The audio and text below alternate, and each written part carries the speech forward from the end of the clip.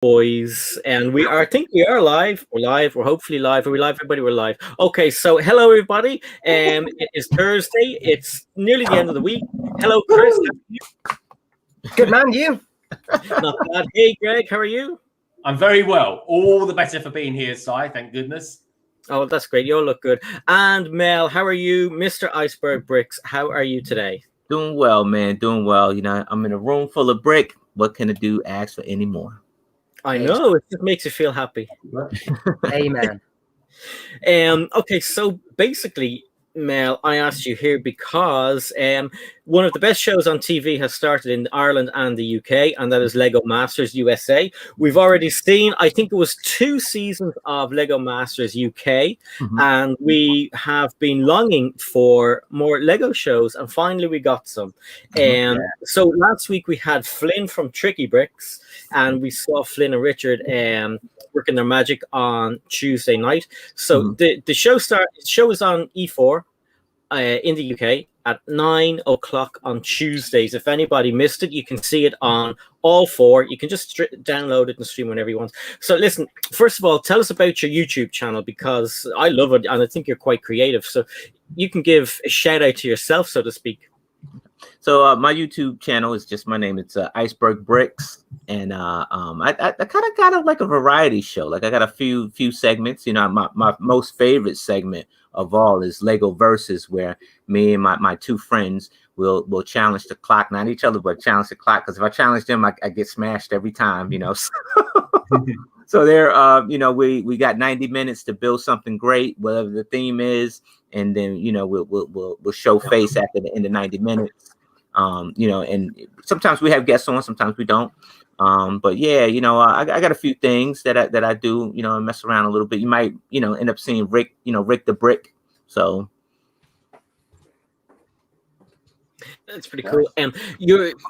We didn't see an awful lot of you on episode 1, but I know from what I've seen before, we'll see a lot more of you, and it's pretty cool. As far as Lego goes, when did you get into Lego? Like, did you have it as a kid, have a dark age, and then come back, or was it always in your life? Well, I was an 80s kid, and so in 80s was the age of electronics, right? So you had this wonderful thing called Sega Genesis and Nintendo and Super Nintendo. You had all these wonderful, like, video game consoles. And so I really didn't, I didn't pull to Lego until like I was probably about like 36, 37. I had my grandson was around, and he loved the Lego movie, the Lego Batman. And that's like 4 years ago. And we've been, doing our Lego thing ever since. That's pretty good. So as far as the 80 goes, I don't know if that static is from your mic solo, is it? I think it might be. It sounds like a lovely old record player going. It does. Little vintage. Is it still going? We've got some vinyl steady. No, it's finished. It's stopped now. No, it's fine. A quick introduction. This is Mel, Iceberg Bricks, and this is Darren from Solo Brick Builder. Should I salute or should I bow? Hello, master. Oh no, not me. I'm just a regular guy. Good to meet you anyway. Good meeting you. The other question was, what made you join? What made you think to yourself, Lego Masters coming? I wanted to be part of that. And when you decided, how did you decide on a partner, or did you have other people you kind of considered? So I immersed myself in the YouTube and Instagram community. First was the Instagram community, with the AFOLs. And I went to a couple of conventions and loved it, man. And I just loved the culture, had to be, a part of it. I went to school for graphic arts. I was an artist, drawer, and created stuff anyway. So this was a form of way to actually help me continue that creation, but just changing the media, right? Yeah.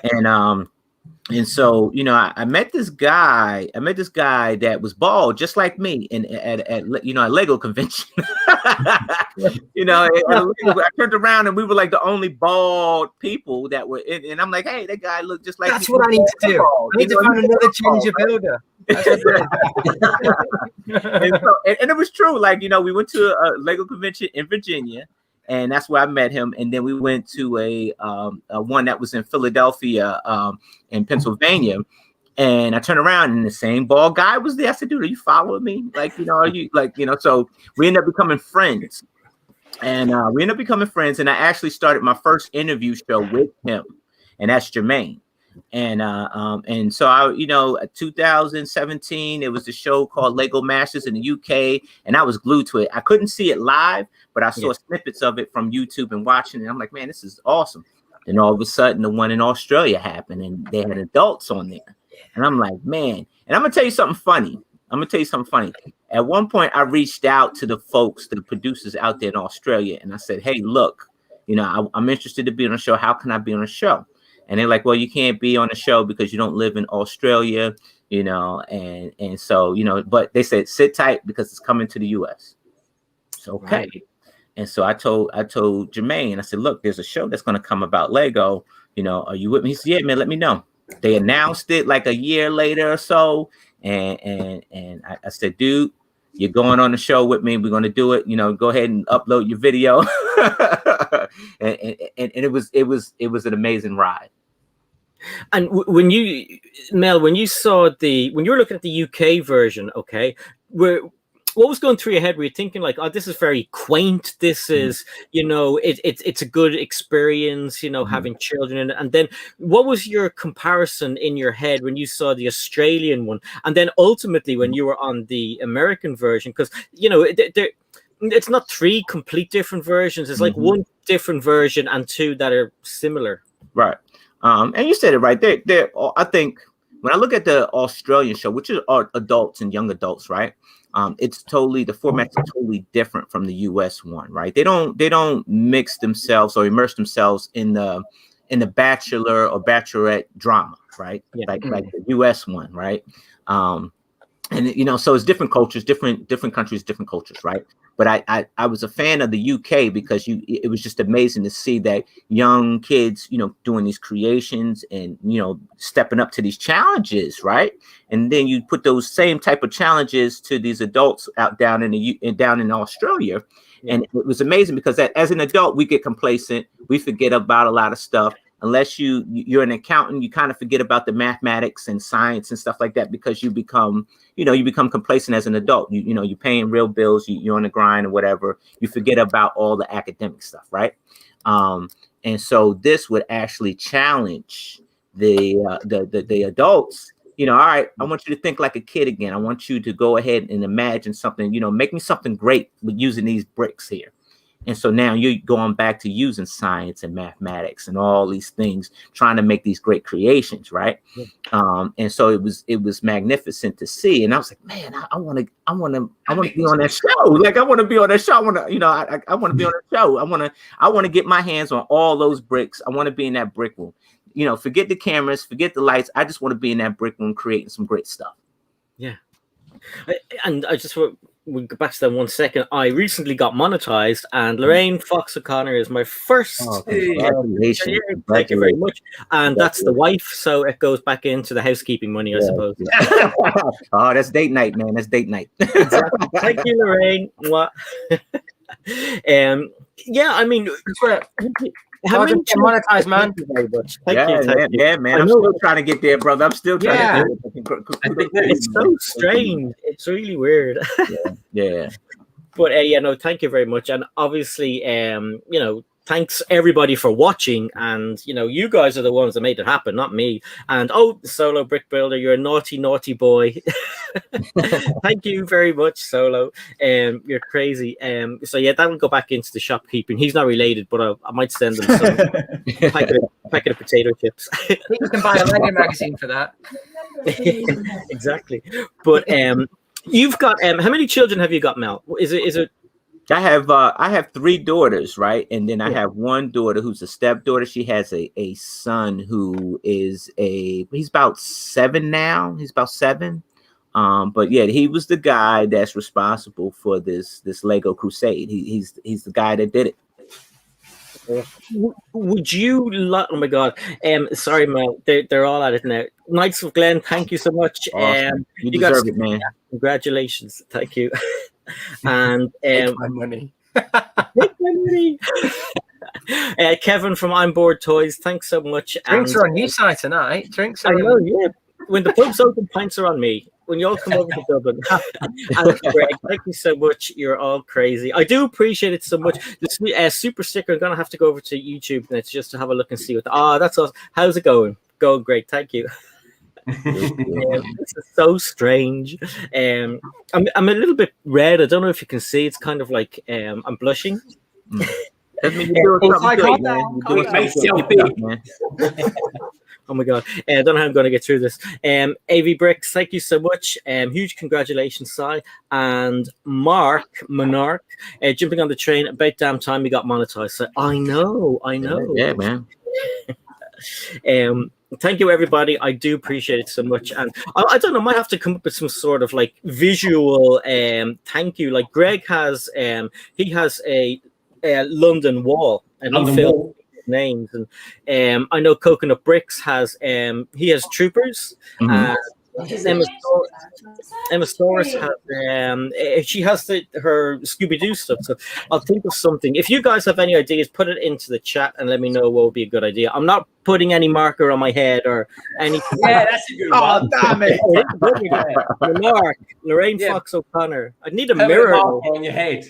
I like that. What about a hat? What about a great big hat or something like that, so you can wear it and put people's names on it? Like a big Pope's hat or something? Yeah, I think that, dude. A chef's hat. What about a chef's hat? That's so Solo. You could do a chef's hat when you monetize. I just there you go. What I saw another one there. Knights of Glen, thank you so much, Knights of Glen. Well deserved, man. Keep up being your great self. Definitely, man. This is it. You've made it. Yeah, the first 1,000. Big time. The first 1,000 is the best milestone, I think. Yeah, it's a slog to get there. Like, well, I mean, you hit 1,000 ages ago, but once the planets align and you got those 1,000 subs and you've got all that watch time as well. Boom. Yep. It's down I'm ready for the merch store. That's what I want. I want the merch shelf. I know. Yeah. And Simon, thank you so much. He says, congrats, Si. And that's just so cool. I'm overwhelmed a little bit. Like, I actually, when I started the stream tonight, I forgot about this. And that's no joke. Like, I've been just like rushing around getting ready. Will Harper says, Si Connor, just do a DJ stream for 10,000 subs. There you go. Yeah. You're crazy. Anyway, back to children. What I wanted to find out from you, Mel, was would you have preferred or would you have liked to maybe had one of the children join as a partner? Maybe if there were 3 people, your partner and the kids or something, maybe? Well, I'll be honest with you. Like I love my little dude to death. But like I think with kids, with our kids, I think American kids, you probably have about a good 2 to 5 minutes of their attention span. After that, all bets off. So he probably wouldn't have hung in there long enough. Those 2 kids in the British one. He probably like, I'm out. Like, let me get my tablet. Let me get my, let me play PlayStation. Like, let me get back to Fortnite. Yeah, Fortnite. Yeah, that's it. Let me get back to Fortnite. And so it's just, it probably wouldn't have worked out for me. Yeah, there were those 2 kids on the British one. They were absolutely crazy good. They were really, really good. And I was like, wow, damn. They built a throne, out of Lego that you can actually sit on. So it was unbelievable. They were so good and so young as well. Like, crazy. I just want to say thank you to FLX for giving a $5. Happy Thursday, and happy Thursday to you. I do appreciate it so much. And Joey from Maniac for Bricks, make sure to split these with the panelists. There you go. When we meet up, quite hard to do. I think when we go to London, we'll just go and have dinner or a few. No, not all of us drink, so we might go away for dinner. Oh, we all eat, that's for sure. we all eat, yeah, exactly. And Mr. Soros, thank you so much. $5 all the way from Texas. Thank you so much. I do appreciate it. Howdy. And congratulations to Mr. Soros and Emma Soros for getting into the LAN. Well done. That was good hard work.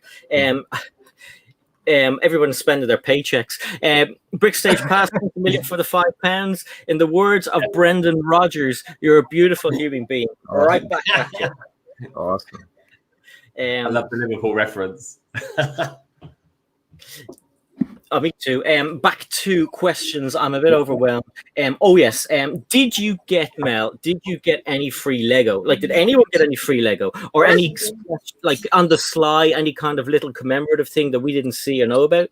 That's like a 50-50 question. I'll tell you, I bought some Lego, but it wasn't with my money; it was with their money. So, but as far as the production company actually giving you free Lego, no, they didn't give season 1 any free Lego. Season 2, I heard, got some free Lego, but season 1 didn't get any free Lego at all. But they gave you, like, you got paid for each episode you were on.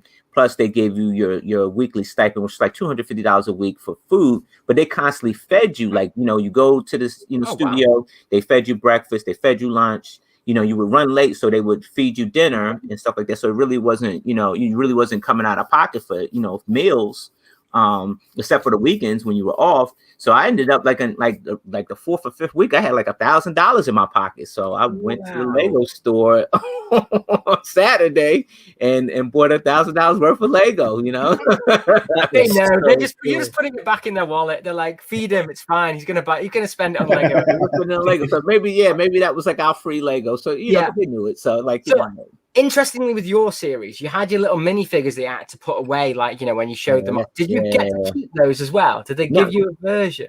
Did you know that they had 2 copies of it, right? They had 2 copies. And it was funny because, look, I'm gonna tell you, well, now I ain't gonna get ahead of it myself, but one day, I'm just saying like this, one day I had 2, mine was a double-headed, right? It was a double face head, right? And one of the days that they wiped the back of the head off. So it was always a 2-face head, and then one of the days they wiped it off, and I noticed that. And bizarre. But, yeah. But no, they had 2 copies of me, and they would not give us those minifigures. They just wouldn't. That kind of leads into a question from Maniac for Bricks. Iceberg Bricks, did you get to take home any of the models you built, whether or not they were destroyed? Now, obviously, there's still spoilers, so we won't go into what was destroyed and stuff. Right. Even though Joey and American people in general know exactly what happened and who won. But for the people who haven't seen it yet, it's a normal question. What did you get to keep any of them? No one got to keep any of them. They belong to Emerald Shine, which is the production company, and they decide where, like, and what they usually did was like the top 2 builds that they thought was the best. They usually, save them or, for like, animation, stuff like that, like, the theatrics and stuff like that. Or, I know one of the builds that Tricky Bricks made is probably on the coffee table in one of the producer's office or something like that. And then the other ones that in the top three, they went to Legoland. So they're currently being displayed in Legoland. So that's awesome. Yeah. Thank you, Tricky Bricks, for £5. Congrats, I deserve it. I want to be read in the top. Oh wait, wrong stream. In Greg's, you pick a color and you go onto the wall in wherever you want to. So as I said, I'm gonna have to think of something. It was funny to see. There's Greg's. I'll just show you Greg's one. Here's one I made earlier. That pork rule one at the top, that looks the best. Nice. There we go. Man. That's heroes right there. Heroes. God. Heroes. Pork's rule, obviously. Yeah, Pork's rules for Ewoks to eat. Mel, at the start of the first episode, it was pretty cool. So we have Will Arnett, who is the voice of Lego Batman, and he is showing you what you can win at the end of each thing. So an awesome car comes out. Everyone's like, oh my god. Yeah. He opens up the boot, as we call it here. He opens the trunk and it's full of money, and everything. Oh my god! And he's not the money, and he picks out a golden brick. In your head, were you thinking, "Oh, for God's sake, I prefer the car than a golden brick"? Give me the cash, man. Give me the cash. Give me the cash. Give me the cash. Give me the cash. Yeah. I don't know if you've seen Si. Have you seen Moto? You're doing pretty good for cash tonight, Si. Yeah, Moto hooked you up, man. back to that. Moto, you crazy man. Thank you so much. Welcome to the Big Time Side Play Well. I'm shocked out of my brains. Like, Moto, thank you so much. Out of curiosity, has anyone actually seen the advert for Lego Masters Season 2? Yeah, we did. It came on all night last night. It was nonstop. Every 2 minutes it was on. Yeah. And more importantly, have you seen it, Si? I didn't know. No, probably explain what's happening today. So you probably don't watch it. I'll put it in the private chat. You probably I messaged Moto earlier and he said that it was deep fake. Nah. Oh, you little cheeky git, Moto. Ain't nothing deep. Moto's defo on it. Sorry, check the chat. Moto, you cheeky. You right. I messaged him earlier and he said it was all fake. No. It's not fake. No, it's fake. Hey, let me tell you, Fox is never fake. The honest answer to... Sorry, Mel, go on. That's if, Fox is never fake. Fox is always real, man. So, I'll answer that question. Okay, I'm playing dumb is the answer. Okay, because I got you. All right, so that's all I'm gonna say.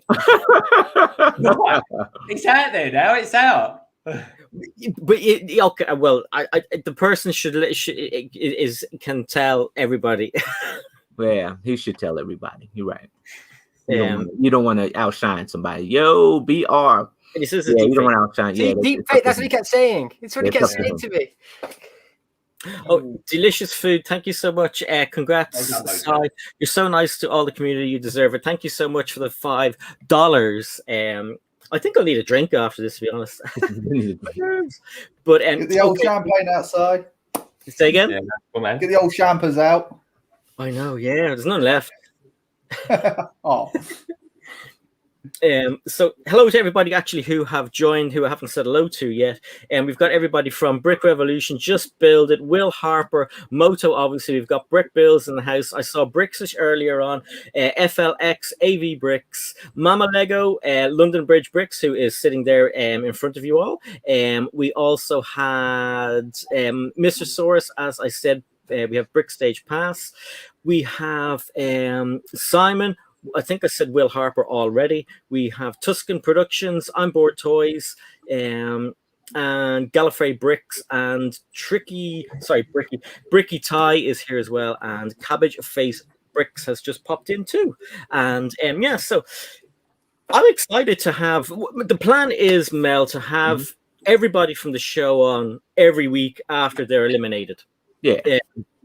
So, I mean, I was quite happy that no one was eliminated in the first week. It's not a spoiler. I mean, it was on Tuesday, and, you know, most of the world has seen it. But when it came to life after the show, because everyone gets eliminated, folks, shock horror.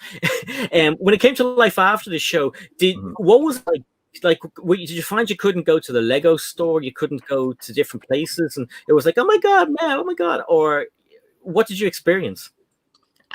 It was like, you know, when the show came out, it was surreal. Like my first fan experience was at Bricks Cascade in Portland, Oregon, and where you have like the line is so far outside the building that it's a 4-hour wait to shake a Lego master's hand, right?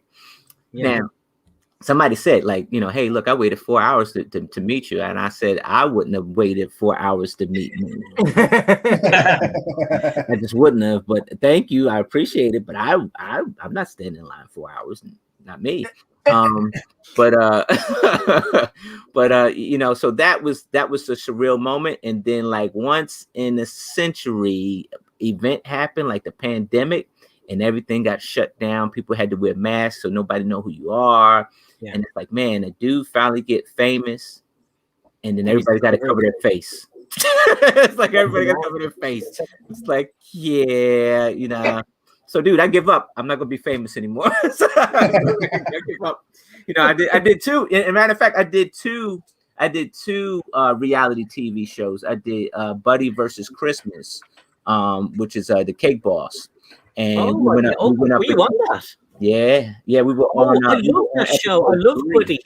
He's so it's on the Food Network. Yeah, it's on the Food Network. And we went up against Buddy. It was a bunch of Lego Masters. We went up against Buddy, for like a Christmas theme build.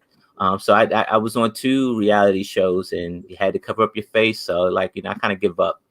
I gotta give up. That's crazy. Nullig is here. Nullig wants to say hi. So say hi to Chris. Say hi to Mel. Mel is one of our new friends. Yeah. Say hi to Darren. Darren. Say hi to Greg. Hi, Greg. And say Hello, hello Greg. in the chat. Hi. What are you up to? Just wandering around. He's got Ninjago on today.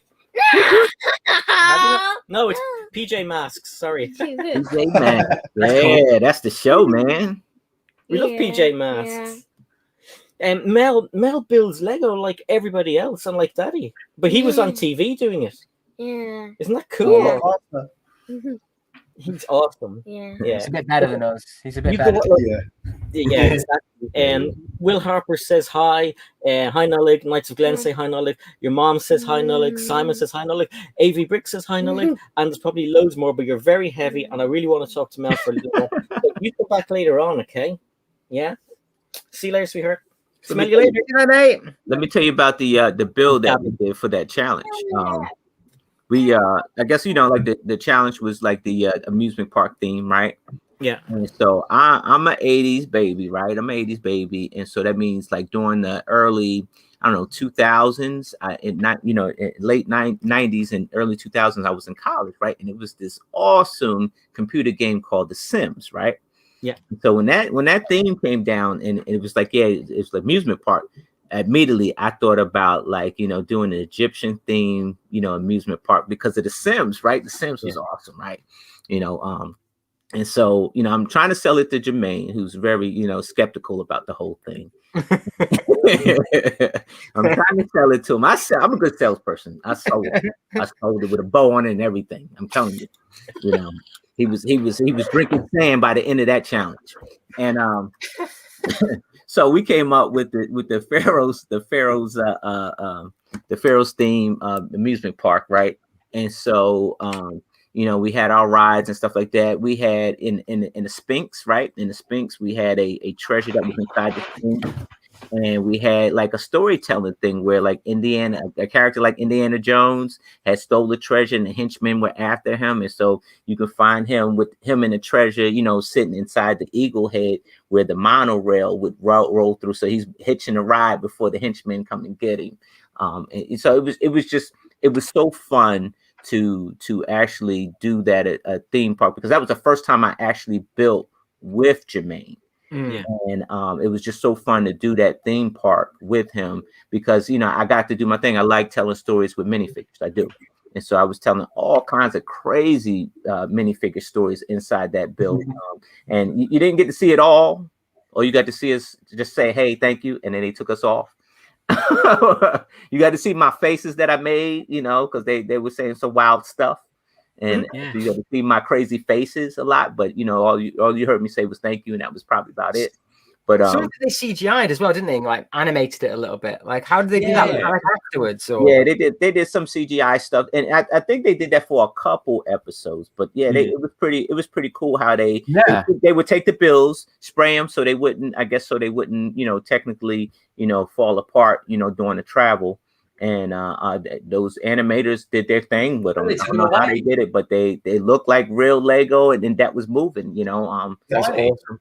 Yeah, that's brilliant. That is because I think it was the city ones, wasn't it, Chris? Where they kind of there was a couple of them. I think they did animate one of the roller coaster ones, but I can't remember which one they animated. Yeah, it was Manny's halfway around the track roller coaster where it only went halfway around the track, and then they backed it up. That was I don't want to spoil any other episodes because I do remember some of the CGIs, but I'm not going to spoil like what the episodes were. So, right. But talking about episode 1. That's what we talked about. Yeah, exactly. Yeah. I'll tell you what though, that was I mean, Chris up there, he's got an awesome monorail. But blimey, that monorail that was on that last night. How much would that have cost? I don't know. I think they used a lot of like somebody's personal stuff, because like you said, some stuff. they would have the money to buy, but you just don't have access to because they're so rare. So Yeah. I think they probably actually gotten that from one of their brick artists collection. So Oh yeah, I mean, Monorail's so rare to get track and stuff for now, like that, and that's a lot of track. And they tell you too. They say, hey, look, whatever you do, you got X amount of studs, to build outside from the track, and you got X amount of studs to build up top and below the track. Anything that's in protruding it, we're taking off because we don't want the monorail to stop. Wow. It's like, yeah, so the pressure was on. So it was like, oh man, you want to do something for the monorail because that's technically an attraction, right? It's like what, you're trying to stay within those parameters. So, but they, so you don't get your Lego knocked off the board, because they'll if it's a problem, they'll take it off. I just want to say a quick thank you to Pat O'Connor for the $5. We rounded up $5. Congratulations! Thank you so much, Pat. Pat's a new person around here, so I do appreciate your generosity. So thank you so much, Pat. And I just want to PJ Brick popped in. Hey PJ, how's it going? Yeah. So when it comes to other people, Mel, who are on the show with you, did you know of any of them before? You probably knew of Boone, but you know of anybody else, or was it just new people? Yeah, I think the cast that was there, the people that I knew was Boone and Mark. I definitely knew Boone and Mark from the AFOL community and following them on Instagram, and I definitely knew Tyler because Tyler had he was producing for Build Better Bricks. And so, and it was funny because I'm in the dressing room and I'm looking at Tyler looking at me, I'm looking at Tyler, he looking at me, and I'm like, man, I know you. Wow. So I'm looking at my phone. I'm looking at my phone, looking, and it finally came up. He had his face on Build Better Bricks website, and I said, "Yo, it's you." I said, Jermaine, we in trouble, man. Like, we in trouble, man. We need to go on and pack our bags, man. We gone like that. I said, how do you get on this show? Like, how do you? And he started laughing. And I'm like, I'm sitting there looking at my phone and looking at her. I said, yo, that's you. That's crazy. So I knew him. I knew it. When I heard that Boone was going to be on it, like the first time when it was, on in America first, I was like, oh my god, that was so cool. Because it's good. It's nice to see people who are like. I know all of them are into Lego, but like we didn't know that, but we knew Boone was into Lego, and it was just crazy. And the beards just set them apart. Yeah, put them in a whole nother class. Yep. But it was so cool as well to see Flynn, because we were only talking to Flynn and Richard last week, and then to see them there in the show, like, oh my god, like we know. It's weird, isn't it? It's weird. Yeah. Even though we're seeing him, on the box. It's like the one thing, the ace card above being on YouTube is being on actual TV, isn't it? And they were there. That's the thing, like when it was on, and like I said from last year, that's when most of our channels were quite young then as well. So I remember seeing that and being so inspired, like being young as a channel, and then now, you get to like hang out with them. It's so cool. I was saying this to I think Moto earlier, like how cool it is that the community is so like tight knit that you kind of talk to everyone anyway. It's really really cool. Yeah. Glenn is just asking, how many of the contestants are YouTubers now? I'm not sure if everyone has a YouTube channel. Not all of them, because some of them kind of choose to stay out of like the limelight, and like they probably just they probably even have an Instagram, but they don't post anything. They'll just like other just to have one. So that's not everybody's niche, like the YouTuber thing. That YouTubing is a hobby. It is. It's outside of the Lego thing. That's a hobby. So. Yeah. And do any of you guys like keep in contact, or have any of you met up like since for meals or at conventions, like as a planned thing? Yeah, we met up at Bricks Cascade together that was planned. And Boone kind of orchestrated it all. So, like staying in Portland for a week can be pretty costly. And so he kind of made arrangements for everybody. So it went in everybody's pocket, so he did, and that was awesome. Yeah, Boone's a thing. He is. He's a real good guy. And so, we've done that. I met up with Corey and Travis and of course, Jermaine. Now, Jermaine lives down here in Maryland now. He doesn't live in Bronx anymore. He just moved. and me and Jermaine are actually working on a project in DC. We're building a 6 diameter coin out of Lego, and for a museum, and that starts like Monday. So we're planning now. I mean, we've been planning, but the rig is up in my house right now, and then we're putting a whole lot of stuff on. Holly. So yeah, we meet up every now and again. Hopefully we can, they start opening up stuff and we can go to a convention and meet up again. But we talk to each other on Instagram just about every day.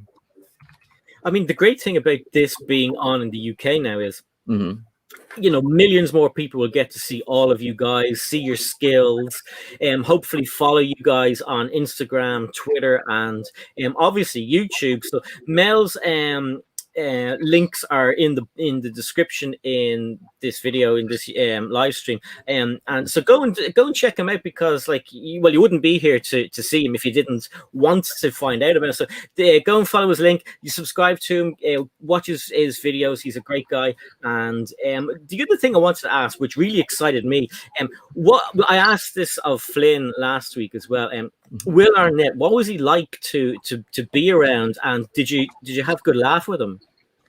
I had like some creepy laughs with him because he told some very creepy jokes. It was very creepy. Your little kid's away? Is your little kid away?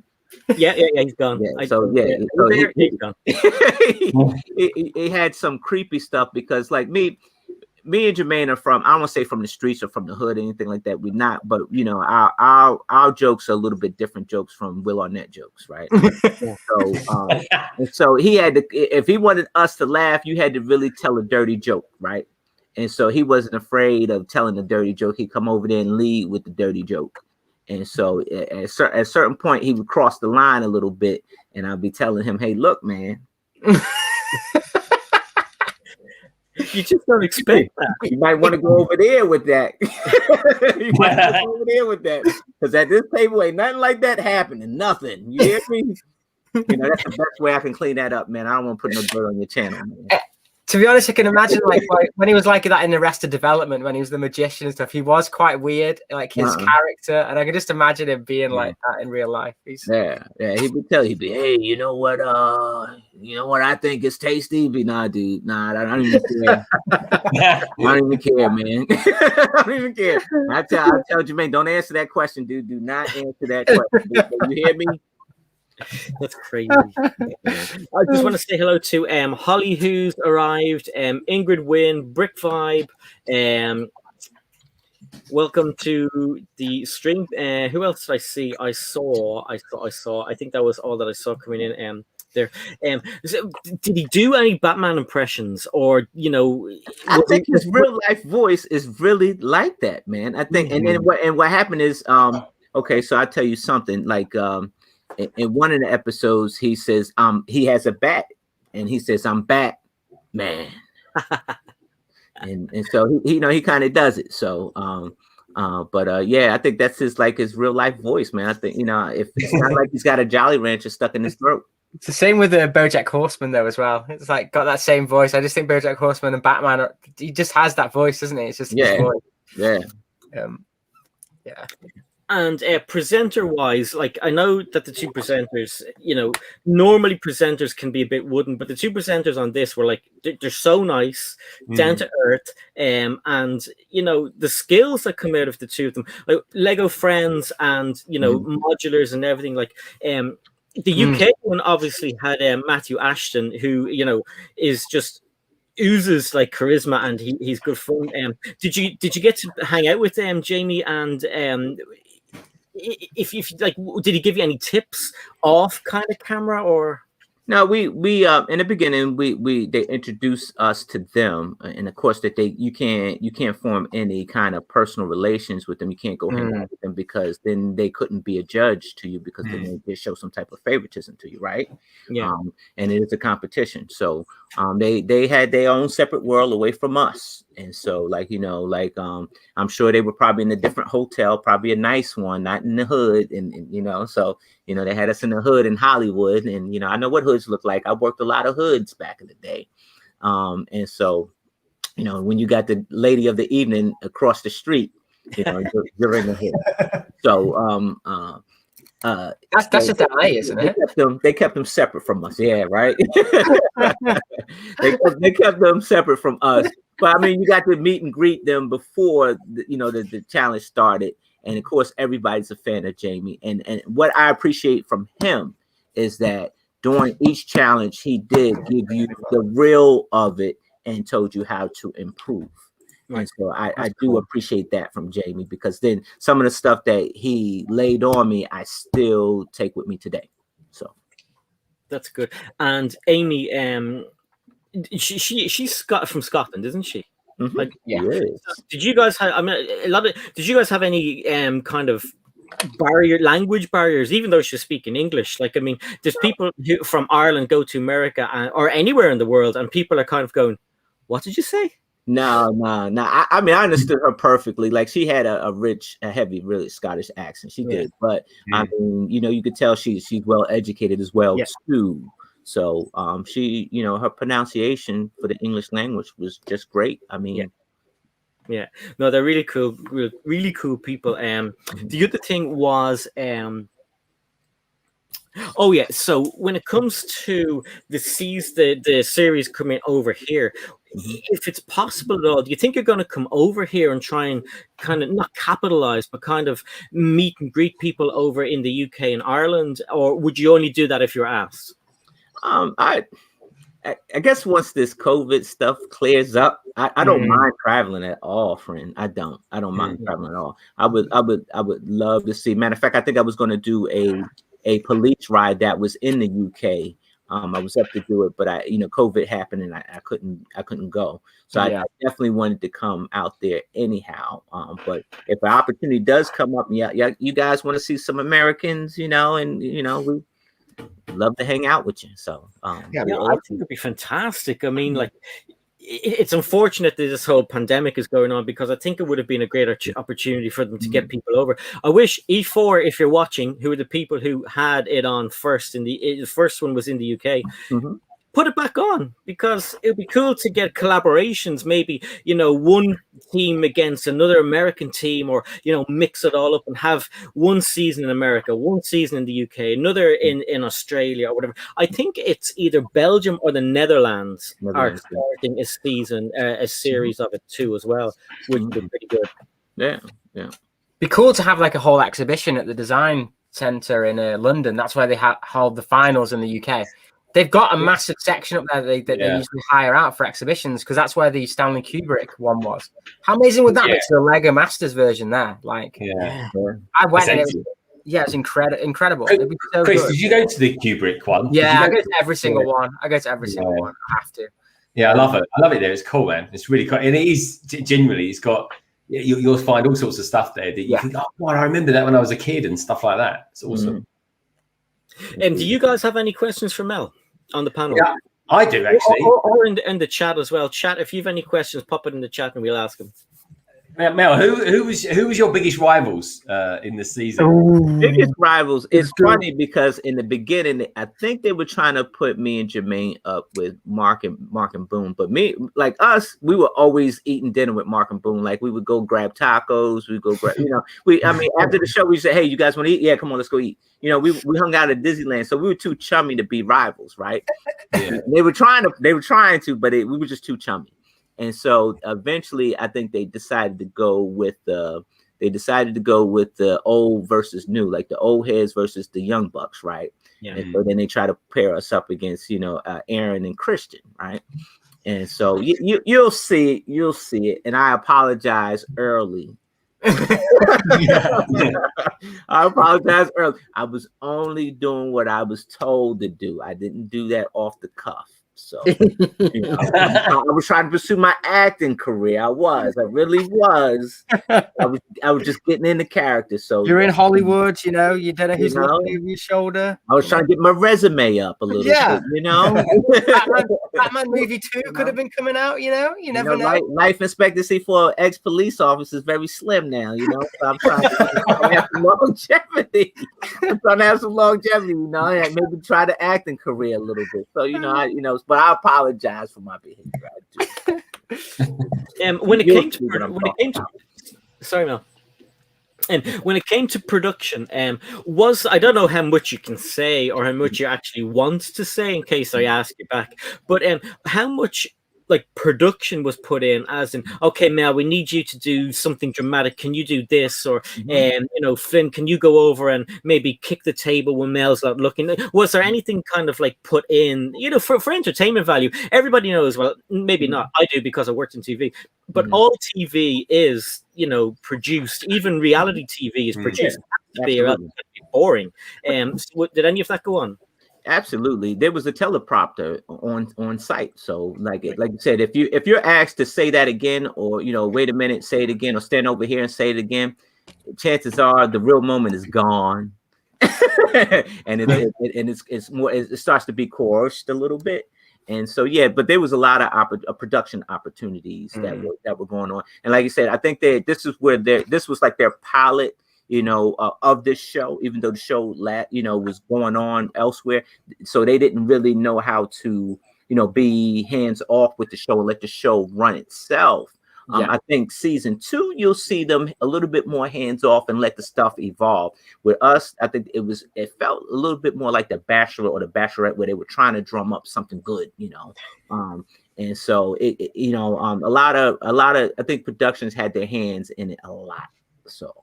But I mean, with production in TV, stuff like this, a lot of money thrown around. So you kind of need to bank on your money, and it's got to be the way that they want it because they're spending a dollar. So it is. If you look at the British version compared to the American one, the British version, it looks a bit like a playhouse, and you're like going like, oh, wow, it's like Jungle Bungle, which was what we have here, which is like a ball pulpit. And then you see the American one, you got this smoke machines and Ferraris coming in, and it's just like, okay. I think they blew the budget on the entire of 2 series of Channel 4's version compared to like 10 minutes of the American one. It is production value. So, But that makes it more entertaining. It makes it more entertaining, 100%. More entertaining to watch. 100%. It works, doesn't it? Because, the Australian one's fairly similar. So Mel, I've got a question. So Lego Masters was heavily advertised by Microsoft because they did the adverts. Did you get any free Microsoft stuff? No, man. They gave us. They did that because the Surface Pro had just And so they were saying, hey, look, we want you to go ahead here and, we want you to, draw on the Surface Pro. Go ahead and draw on the Surface Pro, leave the pen and pad alone, right? So I put, I had the Surface Pro and I said, Jermaine, come here. And I put the Surface Pro down, pick up the pen and pad and start drawing.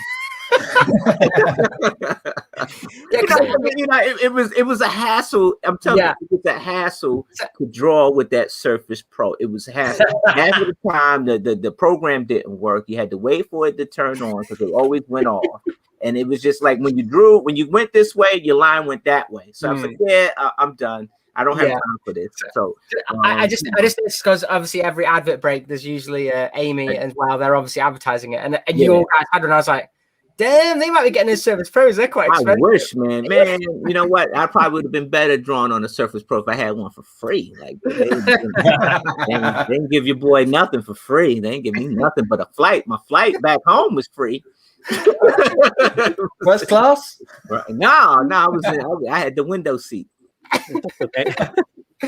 AV Bricks has a question for you, Iceberg. What's your favorite Lego team? Oh, it's definitely Ninjago now. Like, Ninjago. I love Ninjago movie theme, right? Movie theme. I love the modulars, like that. And it was awesome that they came out, and then all of a sudden they took a dive a little bit, right? Monkey Kid came out, and I'm like, oh well, I guess that's the new Ninjago. But then Ninjago came right back out with some more good stuff. So it's a wonderful season to be a Ninjago fan. Gardens I think is the best set of the year. 100% is that Ninjago Gardens. It's an amazing set. Yeah, brilliant. Obviously, I'm Police Station. Obviously. I know the Police Station as well. Actually, it's a good modular. I haven't built that many modulars, Chris, but I reckon that is one of the better ones out of them. What do you reckon? Because you're pretty seasoned. When it comes I think Police Modular is pretty decent, actually. Yeah, it's quite big as well. Like, I'm so surprised how big it was. But they're all good, to be honest. I don't know who's a fan of modulars, but I like them all. They're all unique. They're all pretty decent. So I'm always excited. That's my favorite time of the year is Jan 1st to see the next modular and go get it. But actually, Chris, I haven't talked to you about this, but you made a video the other day that broke my heart. Holy moly. I didn't know that they were going to kill off base plate. Oh, I'm a huge base plate fan. 32 by 32, obviously, I love them. I'm a weirdo. I collect them. I didn't put my red one into my Palace Cinema. Didn't put the sand one into the detective's office. Put green ones in. yeah. So basically, I don't know if you guys know this, but usually German websites are usually up on the news pretty good because obviously being Netherlands and Billen and stuff like that. And a couple of my friends sent it to me because obviously I'm a big city builder, and they said like, it looks like the base plates are going. They've brought it forward to February 2022. And I was like, yeah, whatever. I didn't really look at it because it was in German. I didn't translate or anything. But then when the English Brit Fanatic stuff started mentioning it, I was like, this is looking like it's becoming a thing. So obviously I just did that video, and then I didn't realize that people were going to go mental when they saw that video. Like, what? You know, I can't do this. It's heavenly. And I was like, oh no, I didn't know. I just it was just a quick video with a coffee. I thought I was still holding my coffee on the video as I was doing it. I was just like really relaxed doing it. Like, yeah. Heard they're getting rid of the base plates. Just a quick goodbye to Moto. Bye, Moto. Thank you so much for your generosity. You're a legend, my friend. And just like anybody else on the panel, if you haven't heard of anybody in the panel, or if you're interested in people on the stream in the chat, check everybody out. Follow each other, subscribe to each other, and Moto is a really talented Lego artist, and go and check him out. Okay. But yeah, no, it broke my heart. I was like, is it going to happen? Do you think, Chris? Yeah. Oh man. Yeah. I know what people are saying. Oh, you know, they've been saying this for years, but they said with the road plates, especially in the UK anyway, when the new road plates came out, they said they're not getting rid of the old ones. Literally 2 weeks afterwards, they discontinued them. And you're seeing it. They've brought the dates forward. You've seen there's a lot of issues with road plates, and I quite like the new road system, but there is a disconnect. And I think I love base plates, but they aren't really on system. I know you're a big mock builder, Iceberg, like, because they're not quite the right height. So I think they're just trying to get rid of it. And I think also I've heard that they're not actually made by Lego; they're made by a third party. Oh. So I think it's something to do with that as well, whether they're bringing manufacturing in-house. The more interesting thing for me, the issue that I have, was more the fact that modulars are obviously always on a base plate. Yeah. And also the sets like Diagon Alley, which have recently come out on, and obviously with Harry Potter sets, they often modulars, so they add to them. So what they're going to do with the Harry Potter line with the Diagon, I don't know. But yeah, it's interesting. But I hope they don't get rid of them. I like them. Brick 5 makes a good point that they have retired base plates before. It's changed the colors, it changed the set numbers. It may not be the end of the base plates. I mean, that's like what we were talking about Hidden Side, like saying, oh, well, maybe. So, and then it was gone. So I completely agree with that. And actually, the green one is already retired. And I think the blue one, people have said, is already retired. The interesting one for me, though, is that the white one that only came out in November is already planned for retirement. And people have waited years to get the white one to be sold separately. I think it's kind of like evolving, because people are actually taking those plates and actually making what's called mills plates now. At this point, why do you even need that plate at this point? A lot of people are flocking to the mills system now, right? Yeah. And so, like, you get these actual plates now, what they have now, and you can actually stack them on top of them. So at this point, they are expensive though. Mills plates are. I have heard people talking about, and I don't know how much you know about this, Iceberg, because obviously you're more into the mocking scene, but people were saying that the mosaic sets, the Technic pieces that we're using for that, they may recolor and use that, because that's pretty much a Mills plate, because it has Technics on the sides for connecting to each other. So that could be really interesting if they start using those. But I agree. I think I like the new road plates, but again, they're twice the price. But for not as much, as well. So I get both sides of it. But then again, if you're making a city, I mean, they're expensive anyway. Like you said, like that, even that one set, where is it? It's like the city center or center city or something like that. That thing's like $100, and I'm looking at it, and it's like, for what? $100? It's like a half building that doesn't even have any interior and a pizza shop. Because I Oh, yeah, guarantee you, if I bricklink that thing and I bricklink every piece without the shipping, right, and part for part on a bricklink, I'll make about a lot much cheaper than what that set really is. And it's like, you know, it's so much less for like your dollar, you know. That's mad. I mean, in England, sadly, bricklink's not that good. It's more expensive. We pay a lot more. So for us, it isn't economical to do that, sadly. But hopefully, I mean, I know with Brexit that makes it worse as well. But I am hoping that with the popularity of maybe Lego Masters coming as well, it might make more bricklink stores, which then will obviously help lower costs and stuff. But we don't get the crazy sales that you guys get in America. Oh, hell. Like, we're running double VIP for us is like a miracle. Like, what should we buy? You need to buy everything on double VIP. It's like it's 10%, and that's actually on VIP points, which you can't even buy the sets that they give you on VIP anyway. Like, it's kind of pointless anyway, but we still do it. You get so jealous with people coming from Target and everywhere with like, this was only $10. It was normally $50, and we get like €2 off, or you know, £5 off, and you're like, wow. Yeah, it's mental. But £5, that's a good discount. Wow. Yeah. Oh yeah. But if they do, sorry, Chris, just for a second, if they do get rid of 32 by 32 base plates or base plates in general, what's the next modular going to be on? 16 by 16s, I would have thought. Yeah. Oh god. So because it's a plate system, because I just saw it was Mr. Saurus, wasn't he, saying, well, they do 32 by 32 plates. I don't think so, because they'll probably do similar to City, where they keep the studs showing. So obviously you usually have gardens at the back. So they'll probably do 16 by 16 dark or light bluish gray at the front, I would have thought, and then 16 by 16 green. I'm just guessing. I have no idea, but that's what I would have maybe thought they would do. Yeah, would that'd be 16 by 16 plates, though, not base plates. They tend to sell those things in like the blacksmith and things have them anyway. Like the new, I think the new Harry Potter sets that were leaked, they seem to have them as well. So I'm guessing that's going to be more of the structure that they go with. It's interesting. I definitely agree with what Iceberg was saying. Like, I think they are shifting more to that kind of way now, and so. Yeah, I just want to say hello to a few people who've popped in again. We have Stud Sidious, how's it going? Simon Moss, Roland Fisher. I saw Glenn Millett. I have seen Corey from A&A Hobbies. Red Carnage, how's it going? And Scott Davis has popped in to say hello. Brickmaster's here, and I saw somebody else that I needed to say hi to. Oh yes, Jazz from Bricks Toys. How are you? I don't know if I said to Paul, Barefoot on Bricks. If not, how's it going? AT's Life is here as well. Lots of people dropping in, and so thank you all for being here. You're all more than welcome.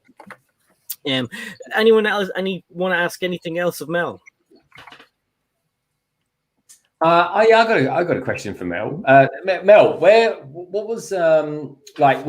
do you think this year will be the first convention you hopefully get to? Oh yeah, that's a good one.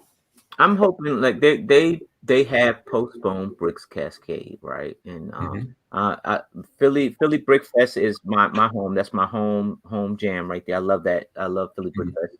But I am dying to get back to Portland and Bricks Cascade with Bob Day and the folks, man. I am, because it's a different type of atmosphere out there, man. Everybody's friendly. Everybody's like, it's like a real brotherly love out there. And I think that was like my first experience as a celebrity. So I definitely want to get back. I want to get back.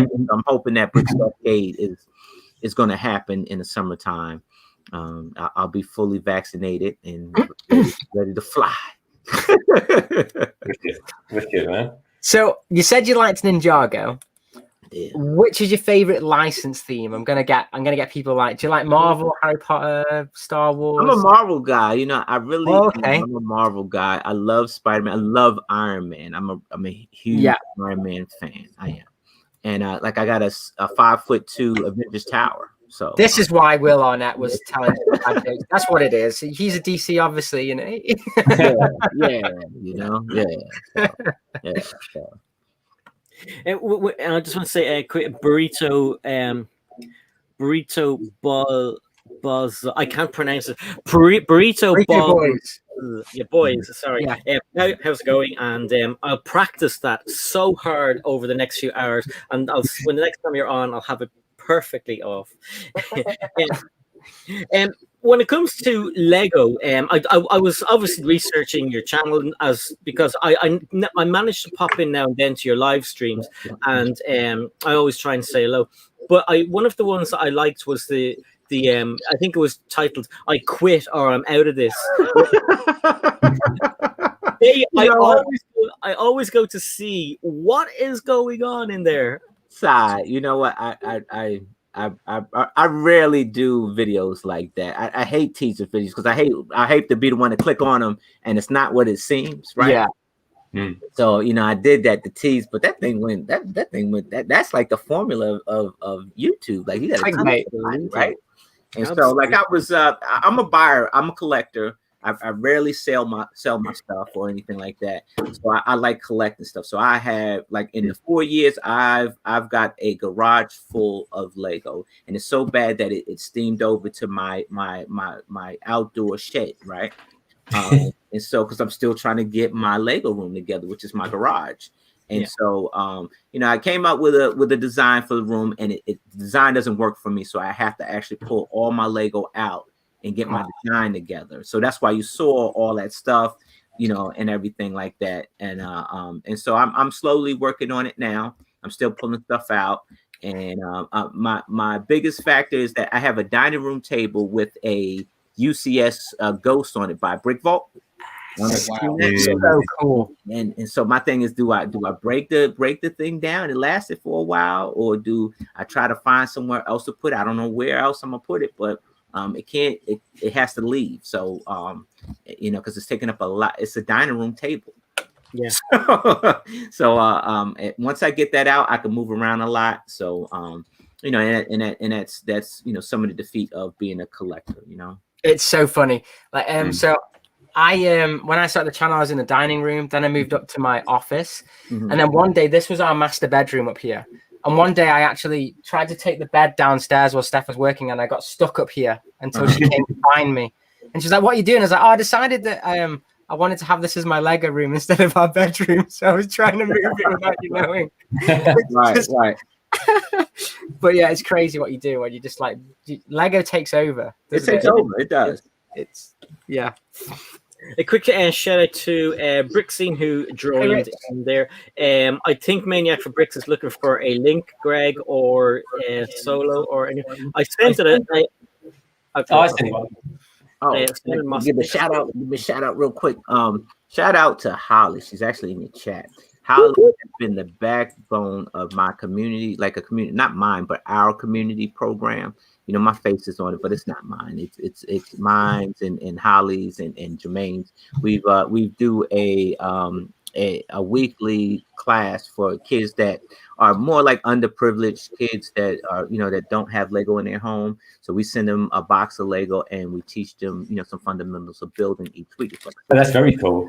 That's amazing, mate. Holly's been making some awesome stuff for the kids to build, and it's like we will post some stuff on Instagram, so you'll see some stuff.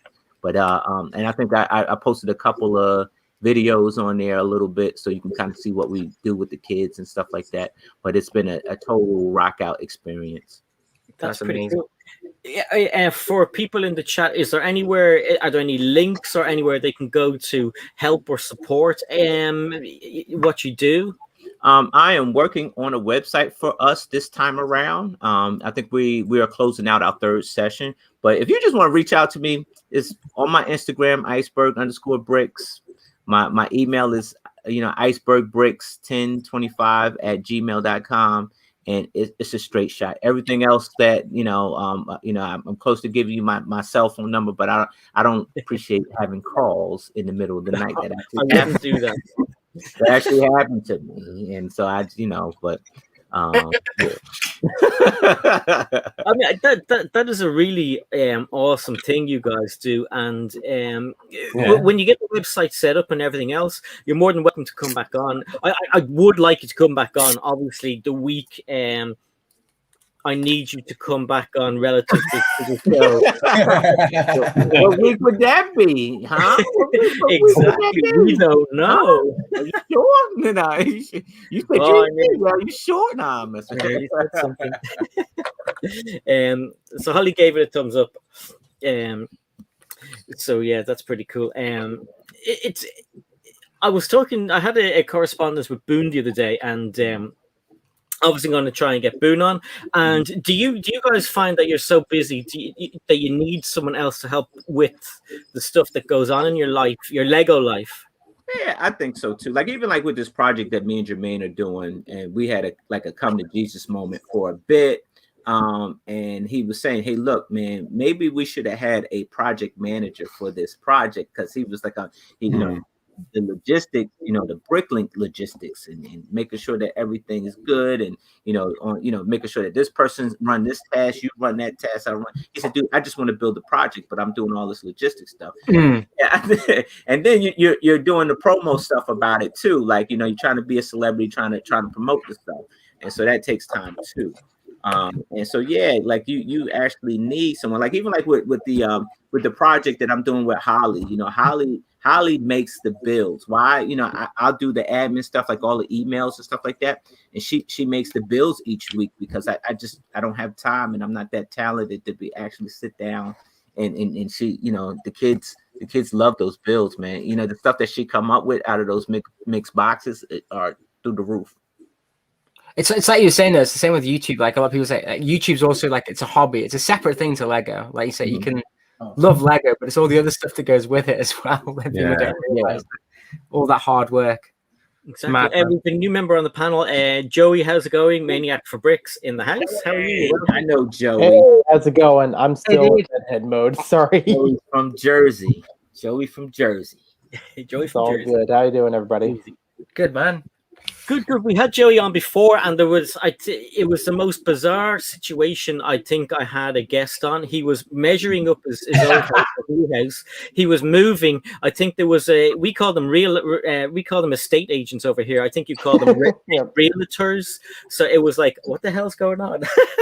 So it's good to see. Yeah, I mean, I gave a promise that I would be on there, so I tried my best with it, but it was like in the middle of the moving process, so I'm like, how do I do this? But now I'm mostly moved in. I still got a couple more things to go back for, but the rooms are really getting situated now. That's cool. I've been following your progress, and it's pretty cool that you finally got somewhere, and everything is going so well and everything else. But I did see you have a question for Iceberg, and you want to ask him about Ninjago City now? Yeah, so several years back, Iceberg Bricks was wondering about the battle for Ninjago City. I, already enjoyed it for a while, but no longer needed it, so I sent it along his way. And I think it was the Ronin mech was also with it too.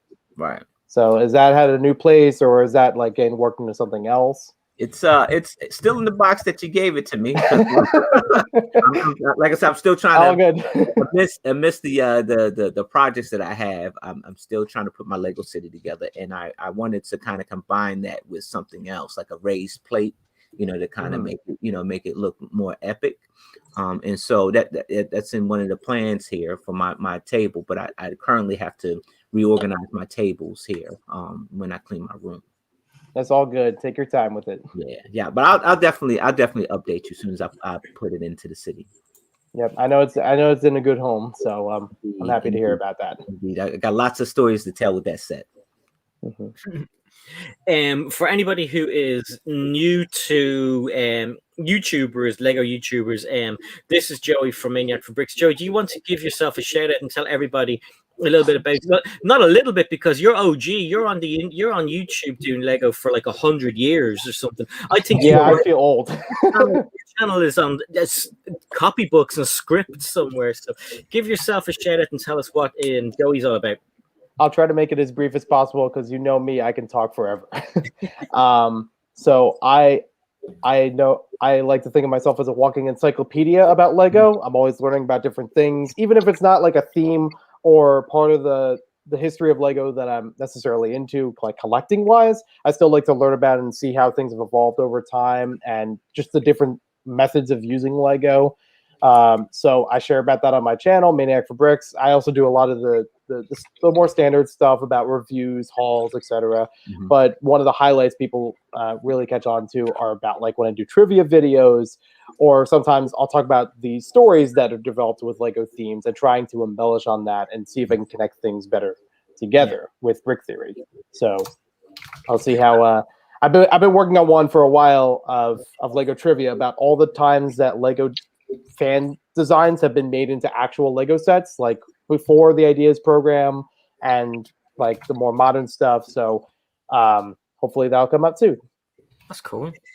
You have a collection of extremely unusual, which I love. I love unusual Lego, and one of the things I saw the other day, Claire the Plastic Architect and Sans and Tech, they had a live stream the other day, and they were talking about one of the items you have, and it's an Atlantis. You know, the Atlantis kind of store display thing you have. You had it on one of your. Yeah.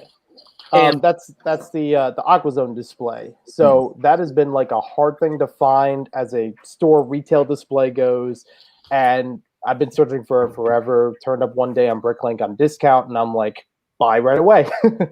And it still works. It's got working lights and sounds to it. There's like a couple Lego sets in there. They're like poised up, like they're floating, and most of the pieces are glued together. I've actually opened the thing up to see like how much can be moved around with it, but unfortunately most of them are still glued together as a display goes. But yeah, I do have fun with talking with Sans every so often about unusual things.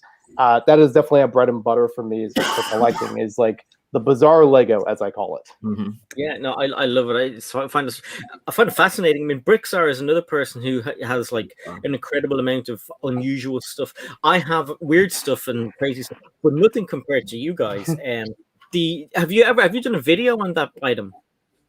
I think I've done video when I got it, but before I got it working, because basically it has like a battery pack on the back of it, and I didn't have the right batteries, or the wiring needed a little tweaking. I don't remember if I have it in working order on a video, but I'll try to get that to you as soon as possible. That's cool. That's what I want to see. That's what I want to hear, actually, because I think that's cool, and such a brilliant team as well. Iceberg, do you have any weird stuff, like Lego wise, or collectible stuff, or what's your most collectible item? I don't think I do. I don't think I have any weird or like old school stuff. The only thing that had old school was because Moto had made the V8 from Ferry Road, and that had a lot of old school parts in it. But I think that's the only old school parts that I had, or something that was weird like that. What about the panel? Do you have any weird or unusual Lego items? There it is. Oh, yep. Yeah. There you go. I had to go over to the next room for it. I know, it does look like a TV. It's like a large wooden display. Like all the sides of it are made with like a particle board sort of material. The inside has a bunch of cardboard cutouts for the minifigures, crystals, and things like that. It's a little background in there. Not easy to show here because of the reflection, because of the like a dome portal and here, but it should actually work. It might be hard to see the lights here, but let me just get the switch on the back of it to make. I think it still has a switch on, so let me see if I can get the sound working.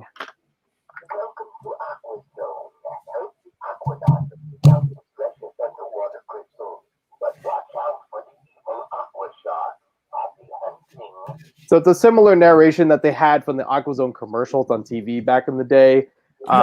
Almost the same voice actor with it. And it's just, one button to listen for that story element of it, and the other button just has a couple of small bulb lights that illuminate the scene a little bit more. But inside of there is one of the bigger Aqua Shark submarines and one of the larger Aquanaut submarines with working compass and everything. Absolutely so cool. And cheekily, more importantly, I can see that you've got a CTR set up there with that TV and SNESs and stuff. That is awesome. Oh yeah, I actually just filmed a video about the video game setup here. Dude, that is insane. Thing that it's going very well. And yes. I still have a little bit more work to go. Nintendo, you're a man after my own heart, buddy. Absolutely. I grew up with this bad boy, Onward, and still playing a lot of Nintendo systems to this day. Even have let's see, got the Lego Racers. Even like one of the few times I actually have like the box for any of the older games, because usually they're throwaways. But Lego Racers. Do you have a SNES there by any chance? I can't see a SNES.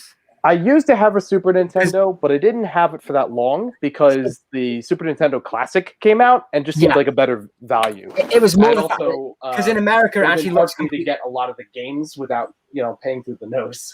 Yeah, because in America, actually, the SNES is a different. It looks completely different to the UK, so that's why I just like to see it. Because we had the grey one, and you guys had the like dark and purple one. So right, yeah. I think they had two different versions of Super Nintendo. One of them it's like everything's loaded on top, and there's like a slot in the middle of it to turn it on and off. That one I'm used to seeing, but I don't have it in the collection because I found the miniature version a better option. Sorry, I'm just geeking out to games. So. Yeah, it's all good. I do want to bring up this game though, the first Lego video game. This is one of the I have to do a video on rare Lego and like prized parts of my collection. This bad boy, I'm very happy to have it and glad that it works. Lego Fun to Build, the first Lego video game ever made, and a Japan exclusive. Hence all the Japanese text on it.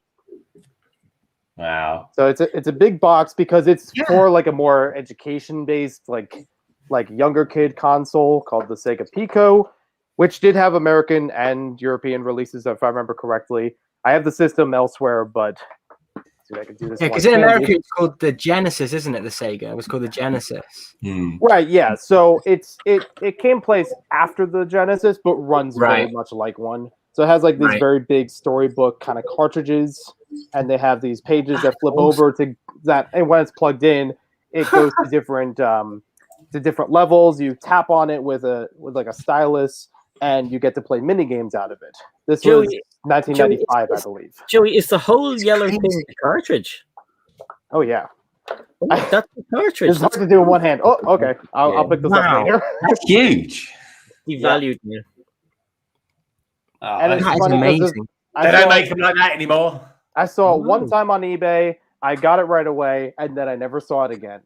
Never have I heard of anyone else having this. I'm sure it's out there. I've seen some where it has a gray case to it for some reason, but I'm not sure. Might have to do a video on that. But I know there is gameplay people have made before me of this game running on YouTube, like the full game itself. That is so cool. And it even has probably one of the first virtual building modes. Let me do this. In the back of this, it goes through like different Lego themes like Aqua Zone, Ice Planet, Castle, Dragon Knights, and things like that. But in the back, one moment. Definitely. I'm a one-man band. On the back of it, they have a building mode, so you can actually on the game itself, you select each of the pieces. You can change the colors and orientation of them to build a model virtually. Unfortunately, it doesn't save it. As far as I know, it doesn't print, but I could look more into that. And it has actual like existing Lego pieces. I love that it has a brick vacuum as a way of like erasing the whole thing to start over a new model. And you could turn the model around to see at different angles. So you actually get like a virtual 3D sort of building experience out of it. That is crazy. I love retro stuff like that. That's the sort of stuff, Chris, isn't it? That you get in the design museum, all this sort of thing. Yeah, well, that's what I was saying. Like, there's a really weird bit of the design museum in London where it's literally got a wall of Braun stuff and a wall of Apple stuff, and it's because of Dieter-Rams. But yeah, it's weird stuff like that. You see like old toasters and stuff, and how they've like how designers kind of looked at it now. It's I love that kind of stuff. But it is honestly, folks. If anyone ever gets a chance to come back into London and do all this sort of stuff at the design museum, even if you don't think you're into it, I'm not kidding. You will be inspired by. Yeah, most of it's free as well. Most of it's free. Yeah. So. Just go pop in. It's really cool. When I finally get there, I'll check that out. Yeah, thanks for showing us those. Yeah, it's awesome. That's pretty cool. For people in the chat, if you've any more questions for Mel, get them in, and we will get him to answer them. as far as that, I mean, anybody see anything interesting today? Lego news wise, Harry Potter. Yeah, the Harry Potter. Yeah. Wow. Harry Potter's coming on strong. It's gonna be a lot of broke people, a lot of broke bacon. Oh, Yeah. I didn't even like I Harry think I'll Potter. finally get a Hogwarts castle now. Yeah, I'm the same. I was like, I don't even like Harry Potter, but these look amazing. I need to get them. Like, it's something I wasn't planning to buy. Mm-hmm. Well, what about the big figs? I think they look quite good as well, actually. I'm not bothered about this. I quite like that sort of thing. It's kind of nice to have in the background. But yeah, the sets though, I like the way they kind of modulate them and kind of put them. What is really cool about that buildable thing, which Steph was pointing out to me, is like there's literally a map for you to make your own. So you could make your own big figs using their template potentially. Oh, I didn't know about that. That could be kind of cool. We could do like our own sig figs, but in the form of a big fig. Exactly, yeah, which could be pretty cool. So your one would be easy to do. That would be quite cool, mate. I know, yeah. We get to 10,000, you can merch them off then. Yeah. You know, My guy's got no face, so that's really easy. No printed pieces. He's got no face. Oh god! Did you see? I don't know if one of the things you were talking about, the buildable kind of, I don't know what it is, but there's glass. Harry Potter's glasses are on it and stuff like that. Did you see those? Yeah, so that's not official. I think that's a mock render based on the set name, I believe. I think all we know is it's like called Harry Potter's glasses or something, but it's supposed to be like a 250 quid D2C set or something. That's what I've heard anyway. But I don't think we've got anything official from that. I think so the only one. What sets are they actually going to retire, Chris? Because I don't know too much about Harry Potter. I've got Diagon Alley, folks. That's about it. I honestly don't know. I believe there's rumors of the UCS one going at some point. And I think they're still keeping the Great Hall on. Like that one's been out for ages, but I think they're still keeping that old buildable stuff. So I really don't know with Harry Potter. I heard the bus might be going soon. I like the Harry Potter stuff. It's kind of nice. It's got a certain charm to it as well because you get these decent buildings like Privet Drive and all that lot with it. So it's one of those things you can sort of put quite comfortably into a city and stuff like that. What about you, Si? So you're pretty big on the Harry Potter front. Any thoughts on it? Harry Potter. I love them. Like Mel and Chris and everyone else. I collect nearly everything. So I'm still trying to chase the last wave of Harry Potter sets and the previous Marvel set and the DC sets that haven't, it's just impossible. So what I did was every time I saw a Lego Harry Potter set going on discount, I was jumping on it. So I have all the cheaper ones and it's just one or two. I have to get the Astronomy Tower and the Burrow, and then I'm pretty much finished that wave. Yeah, the Burrow, I've got that to build one day, and that honestly looks really, really good. I think that looks awesome. That might go Vader's Castle. That's what I need still. That Vader's Castle, I need it, but it's never on offer. You need that, Chris. That is a good one. Yeah, it's never on offer though. I know it never does. It went on offer once, and for some strange reason, Amazon was selling it literally on the back of a lorry. Well, that was the weird thing about that because when they first launched it, the set was always on offer, and then all of a sudden it just kind of went nah. Stop. Yeah, it literally went down to 60 quid and then boom, it's never dropped since. Oh, no. 60 quid, I'll have it for 60 quid. I honestly, I bought it. I didn't even want it, but I bought it because it was 60 quid. Oh, you just now you're just laying into me, aren't you? Now I didn't even want it. But I got it anyway. I just had Solo there because his quality is amazing today. He's looked like. What have you done, Solo? What have you done? He's looked like a Minecraft figure for the past 2 weeks. Yeah, it hasn't been good, has it? But I've been messing around, been tweaking. He's got an 8-bit webcam. I know what he's doing. He's plugged it into the Ethernet finally. So Wi-Fi. Yeah. No, I'm back on wireless again. I've taken the Ethernet cable out because it's done my head. I had to take the router down from there, put it in because it's all the way out there. I'm like, you're definitely not on Virgin if you've gone on Wi-Fi, mate. Because it's like back on BT. Oh.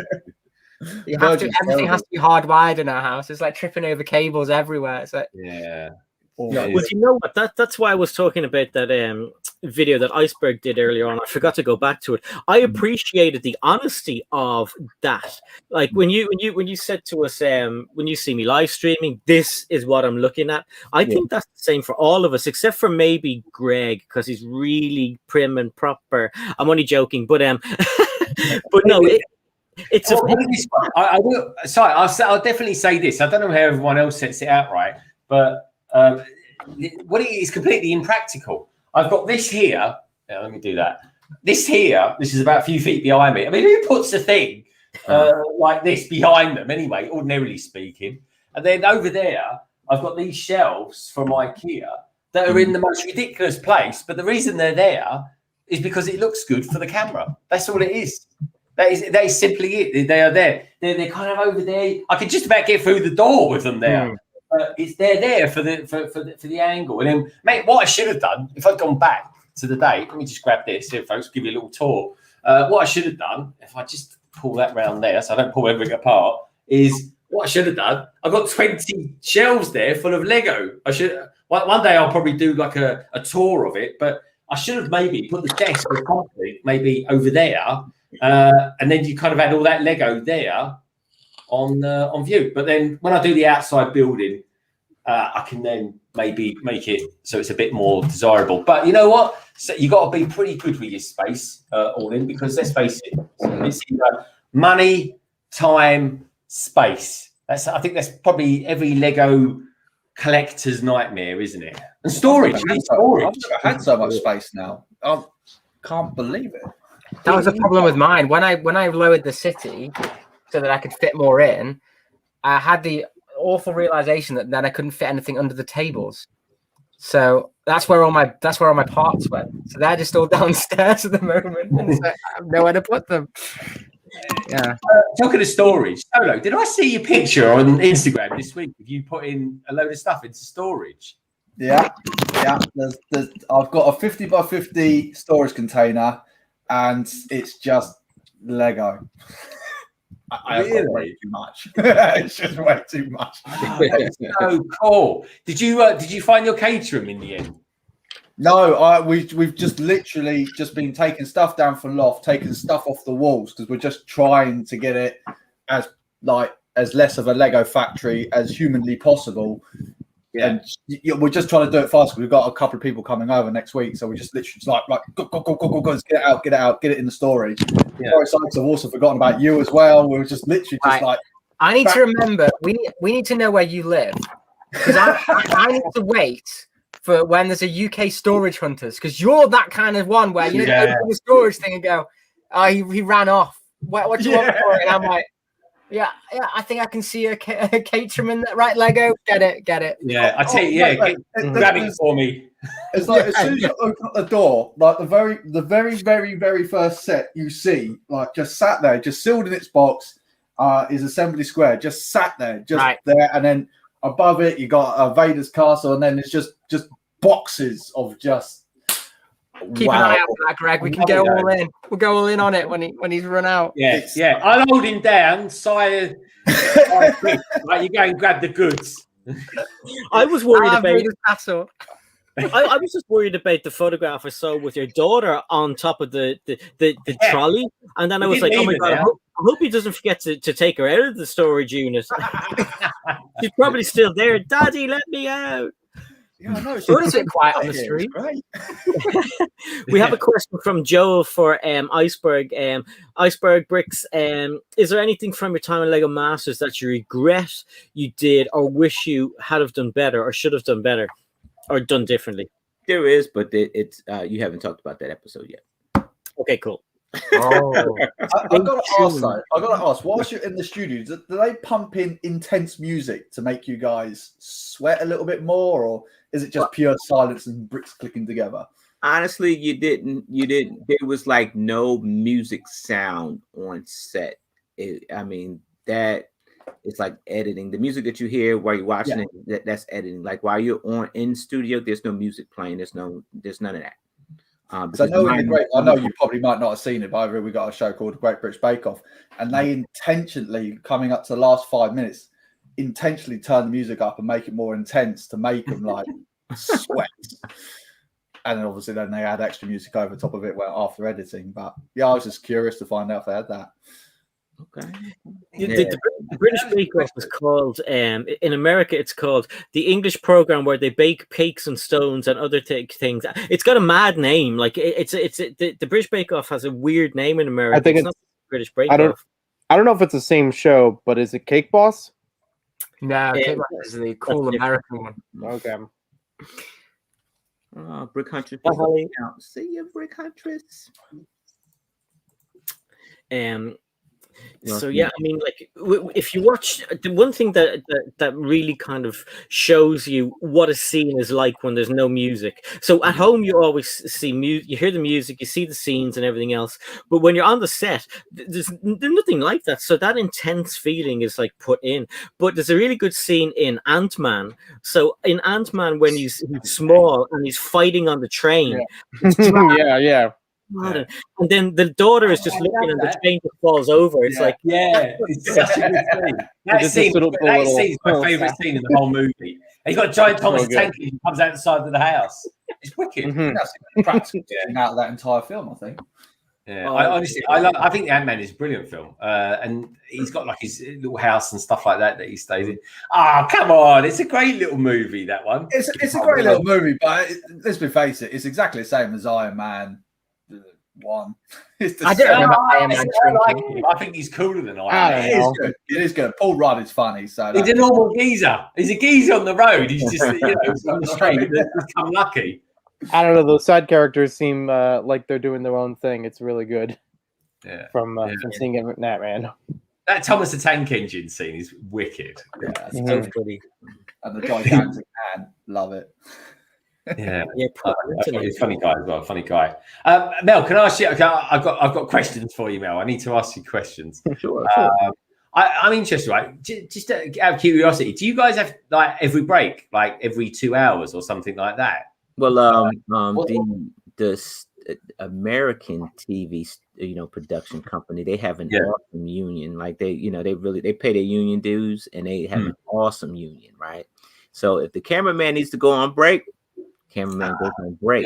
Everybody goes on break, right? Like the TV production, the staff is the most important thing. Like they're the band. They set the tone, and so they got required breaks that they need to go on. They got a specific time that they go on lunch. That's when they go on lunch, or a specific time where the end of the day is done. And a minute over is double time, so that will chew up a production. Double bubble. Double time. So that pay up your budget. So you can produce all you want. Those cameras are put down on the floor and they rolling out. That's the end of the show. So we got to take more breaks than many. But the time that you saw on the clock was at that specific time, was at that moment in time where that clock was rolling. So they never speed up the clock. They never added more time onto the clock for a build. Because then at that point, your competition, is disgenuine. So it's just not. So they wouldn't do that. However, production, one episode, it took like 2 to 3 days to produce. So you do the math. Wow. Interestingly, though, when they say, right, everybody stop building. Did you ever see anyone sort of like doing a little cheeky? Oh yeah. He's cheating. Yeah. Was there ever come a point though as well during Clever Edit? While you're there, standing there, building or whatever, you're like, God, I need to go to the toilet. Just got to. It came to a point. I forget what we were building, but I told your man, I said, dude, I got to go to the bathroom. He said, "Are you serious?" I said, I'm serious as a heart attack, dude. And then that's probably what I'm about to have if I don't go to the bathroom. And he said, he was like, "Oh man, you got to hold it, dude." And I'm sitting here looking at him like, dude, I'm about to go on these bricks. if I don't go, so I held it, but even so, like, they have, the production crew, they have breaks and stuff like that. But if you got to run to the bathroom, they're not going to stop you, but the time doesn't stop neither. So we just got to watch out for a particular episode where you're just standing there sweating, like crossing your legs. Had to go quick.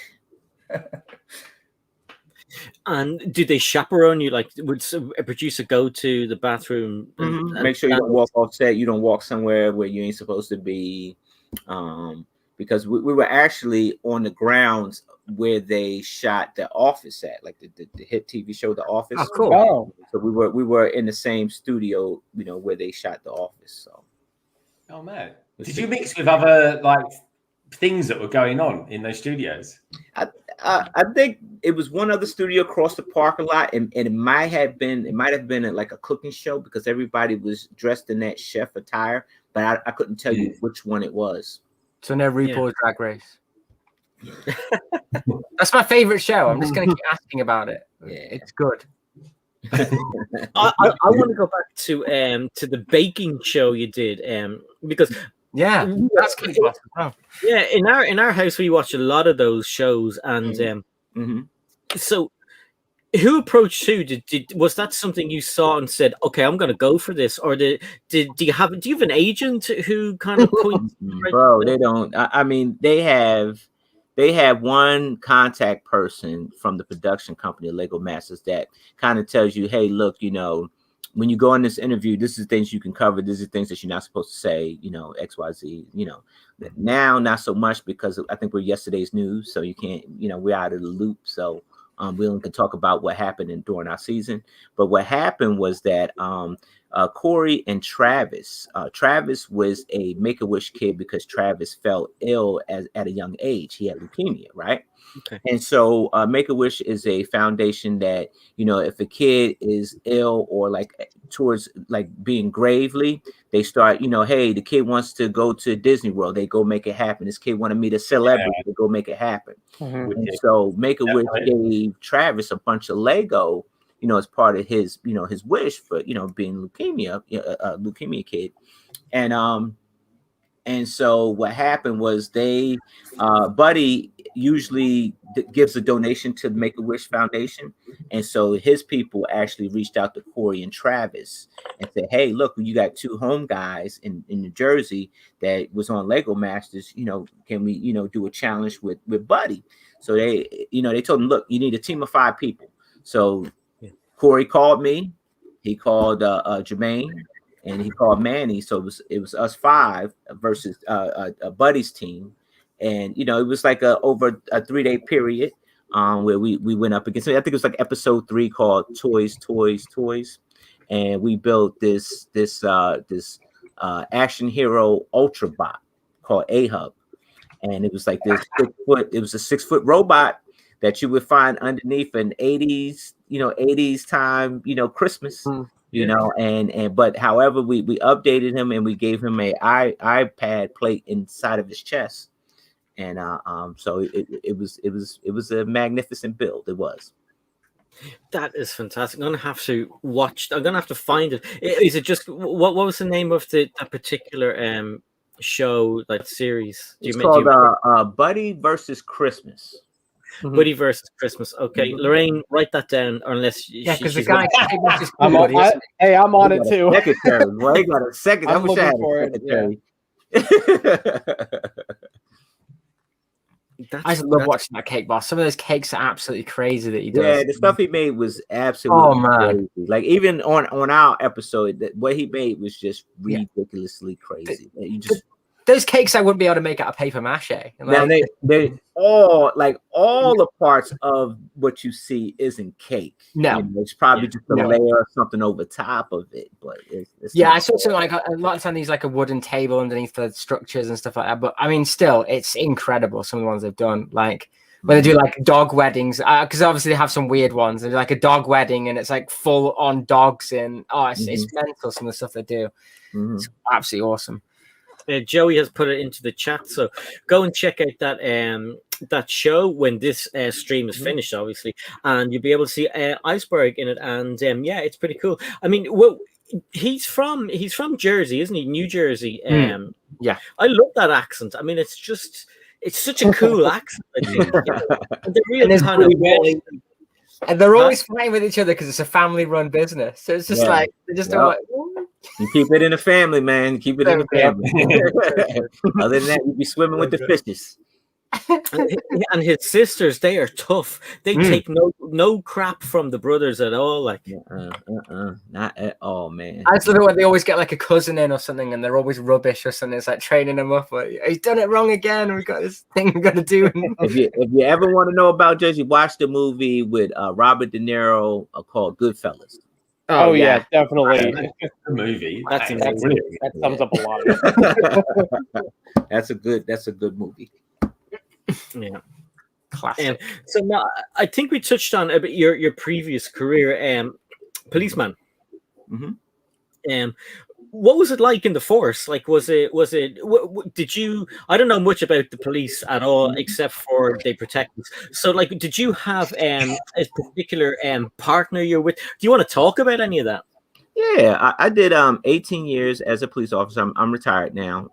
And honestly, it was pretty tough. Like, I'm black, I'm shocking, right? But the American, for years, it's a rough history between the American police officer and the Black American, right? So I happen to be both, right? So to be one, you really don't get accepted by the other, and that's how it was. And so it was being a police officer, a black police officer. I had to prove myself 2 times than the normal white officer because they just felt like you were inadequate, right?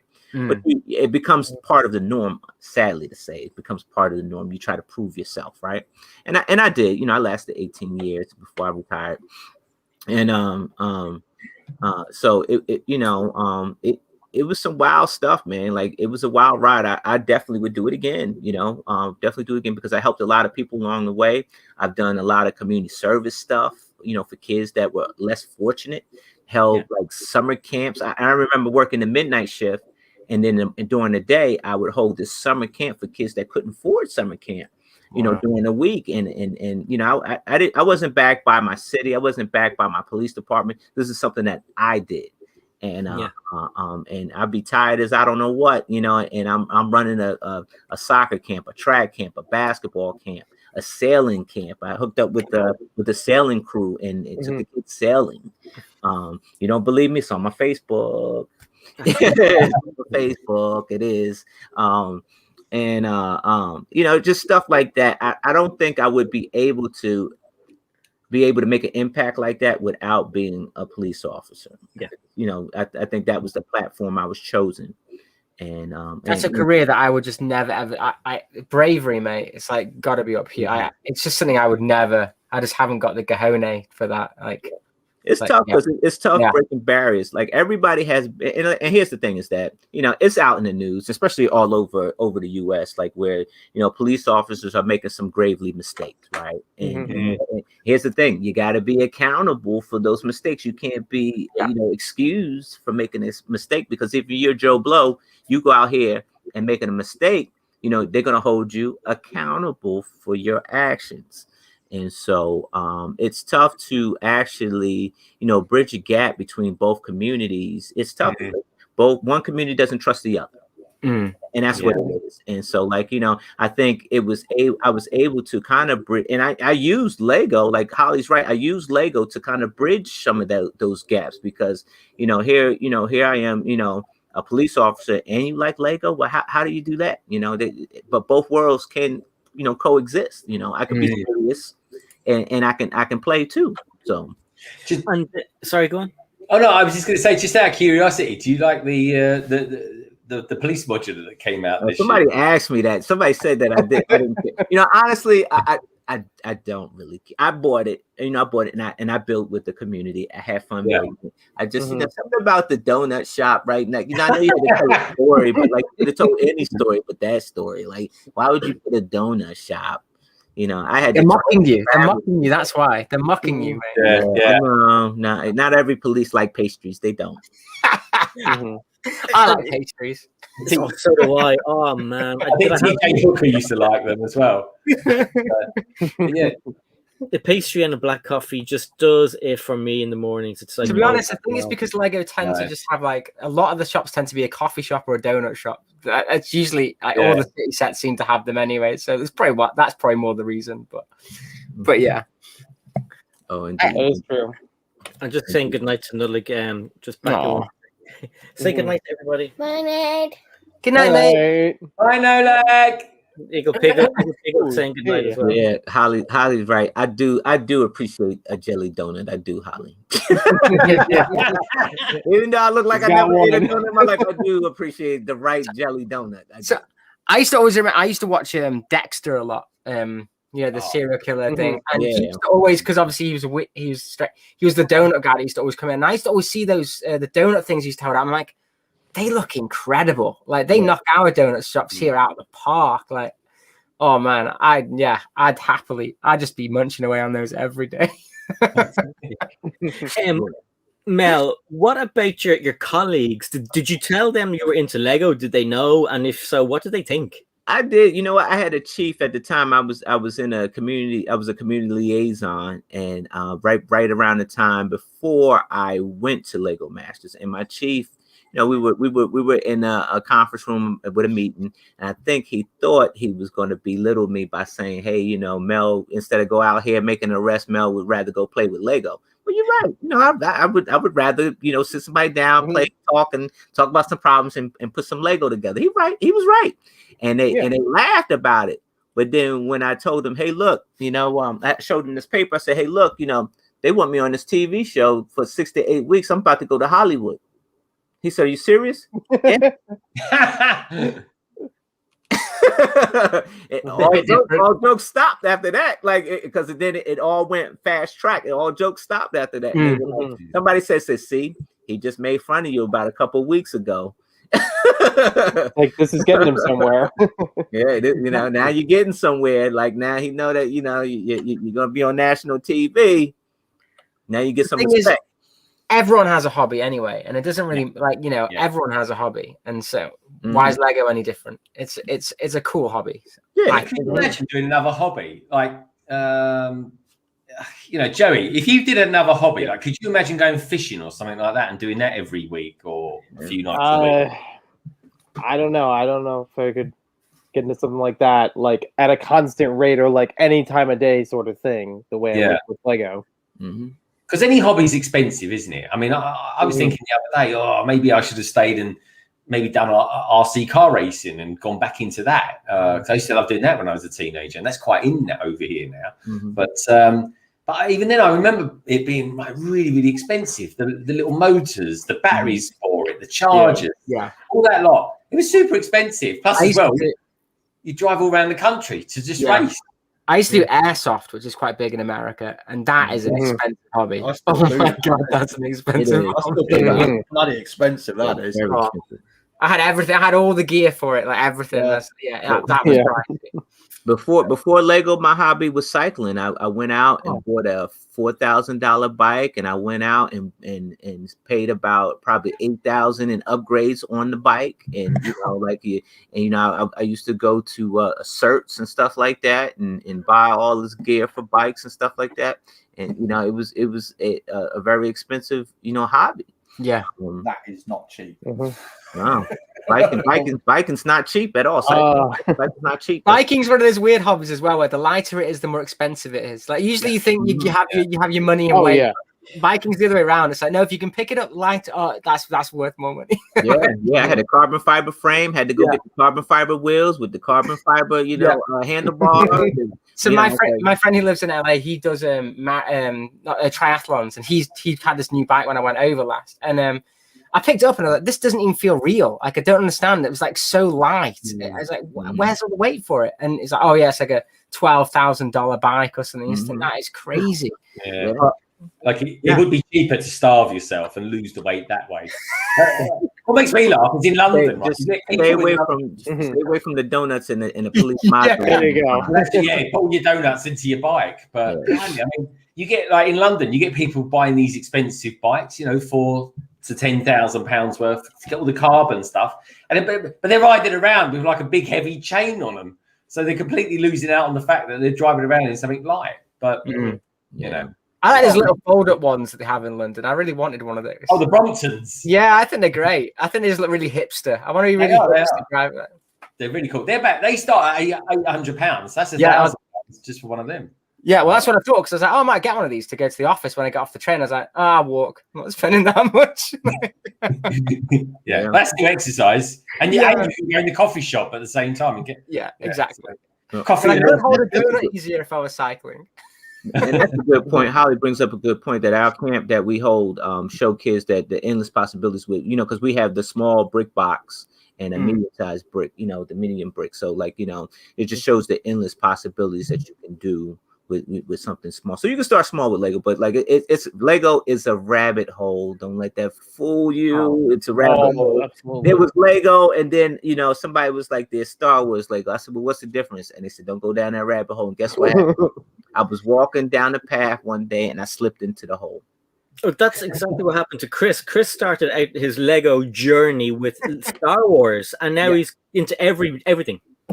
Yeah, so Star Wars is me since when it started, with the UCS sets, and that was literally until COVID, and we started buying a little bit of Lego for our wedding because we were looking at that, and then we got into lockdown, and I just built cities, and it's just mental, and I've just and ironically, I haven't bought much Star Wars this year, so it's just like it's crazy. But Legos, it's one of those things, though. I were on about the Harry Potter earlier. I don't like Harry Potter. It's a great series, that's fine, but I'm not a Harry Potter person. But you look at their sets and go, I need them. They look amazing. Like I need them.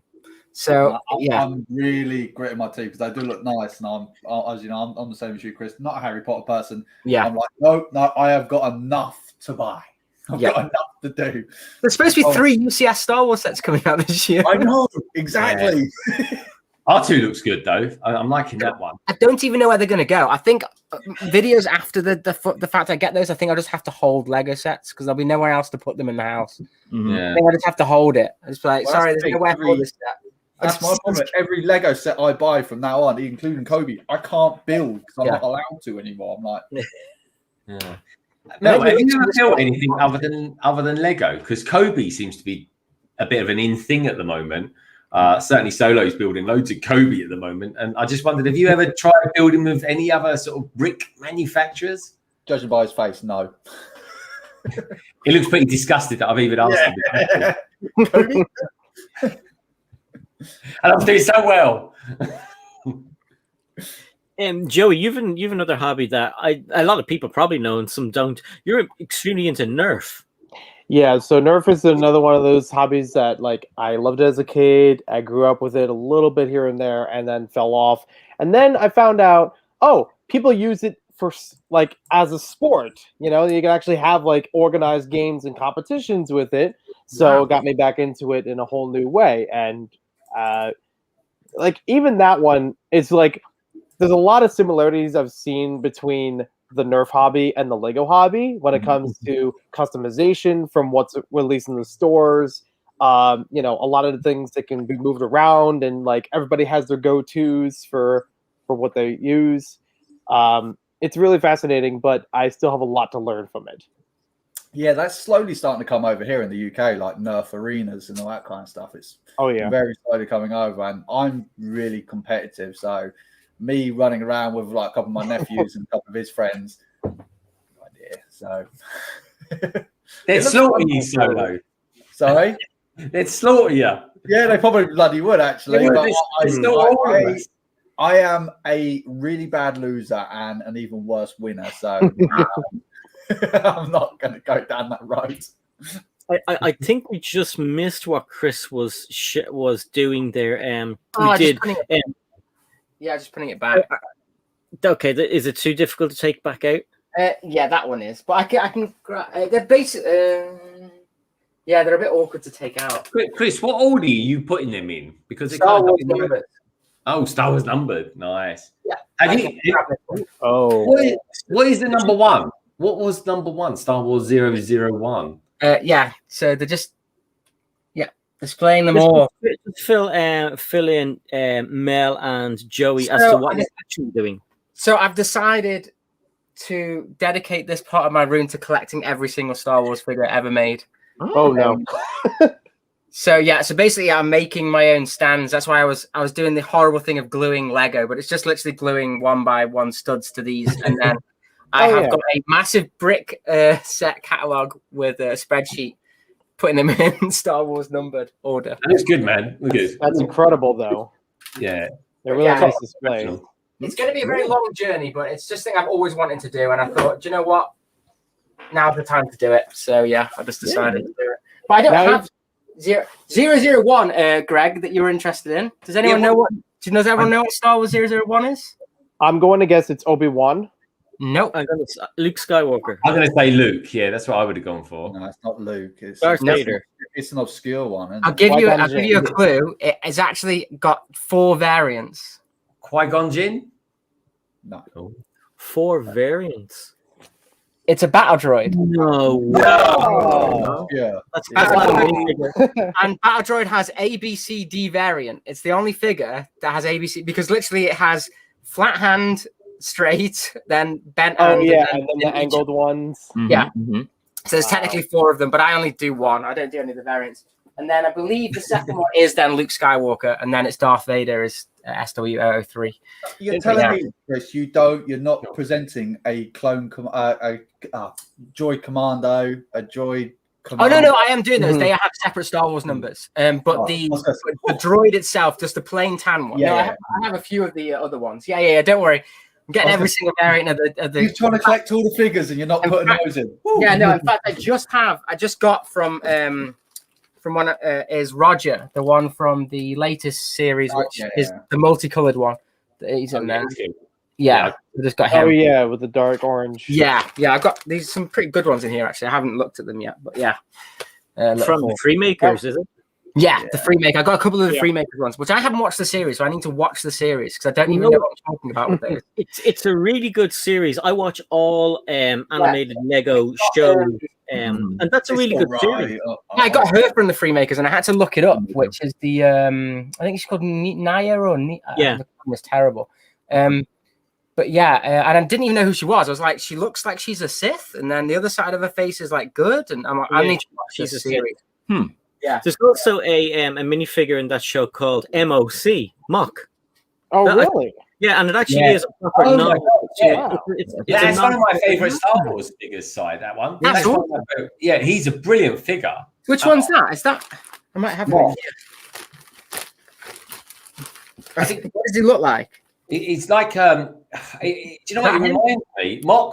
No, it's nothing like that. Mock reminds me, if I remember rightly, of like one of those Spanish bullfighters. Oh, I don't think I've got anyone like that. I do have an original Luke in here though, which you were on about before. There we go, That's pretty cool, man. Tatooine Luke. But yeah, need to sort that out. I've just got minifigures everywhere at the moment. But yeah, I was just saying that I'm looking for the Chrome C3PO, and Oh, he is insane. Yeah, to be honest with you, Greg, I've been looking for you, but the price range is. I Well- don't know your budget, but it's like.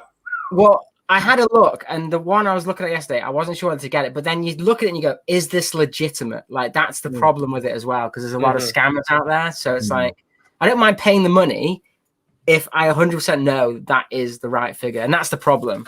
Yeah. So I think I'm going to probably wait and get one at a convention or something when they open up again, because they usually do have them there. You can Well, see it. You can. I've just been looking, and Fab Bricks looks like they're actually going to be doing one this year in London by the looks of it. Oh, that could be cool. mhm. I might be there. Chris, I put Mock in the private chat. Check him out, honestly. Oh, cool. Yeah, I might. I'm not joking. One of the best minifigures from Star Wars. Mm. Oh, I've got him. Oh, you have. Good man. He's really cool. Oh, And like man wants to know, is Freemakers on Disney Plus? It is on Disney Plus. Yes. I've never seen it. Have you seen it, Si? Yeah, I've seen everything. I've seen. There's no Lego animated program I haven't seen. Yeah, that's it. Yeah. that I'm gonna have to take a look It's at cool. because I am sorely behind on all the Lego animated programs, and even some I have on DVD I haven't watched. Yeah, I am. I'm catching up on Clone Wars. I'm actually one of those people that never watched Clone Wars. So Heresy. Are you liking it? Yeah. Are you liking it, Chris? yeah, what I don't like about it is I'm one of those people that I like a coherent story. Yeah, good luck. Get sucked into it, and then all of a sudden it's like, over on genocide. And you're like, what the hell? Yeah. I was just getting into that. What's going on? And Yeah, it's really I was- frustrating. yeah, I was There secretly is someone a- really into Rebels. I loved Rebels. Me too. I started Yeah. watching it. I loved it. I Love it. absolutely loved it. I used to watch it on the Love train it. to London every week. Loved it. Thought it was incredible. There's a genuine list out there, Chris, that you can watch Clone Wars in the. In- It's Yeah. yeah. I mean, Well, it's really nice because I was watching it like, and in the first series, like one of the head up guys who's a Ronin dies, Mhm. and then series 4 is still alive, and I'm like, what is going on? Like, I don't even know what's going on in this order. Yeah. Yeah.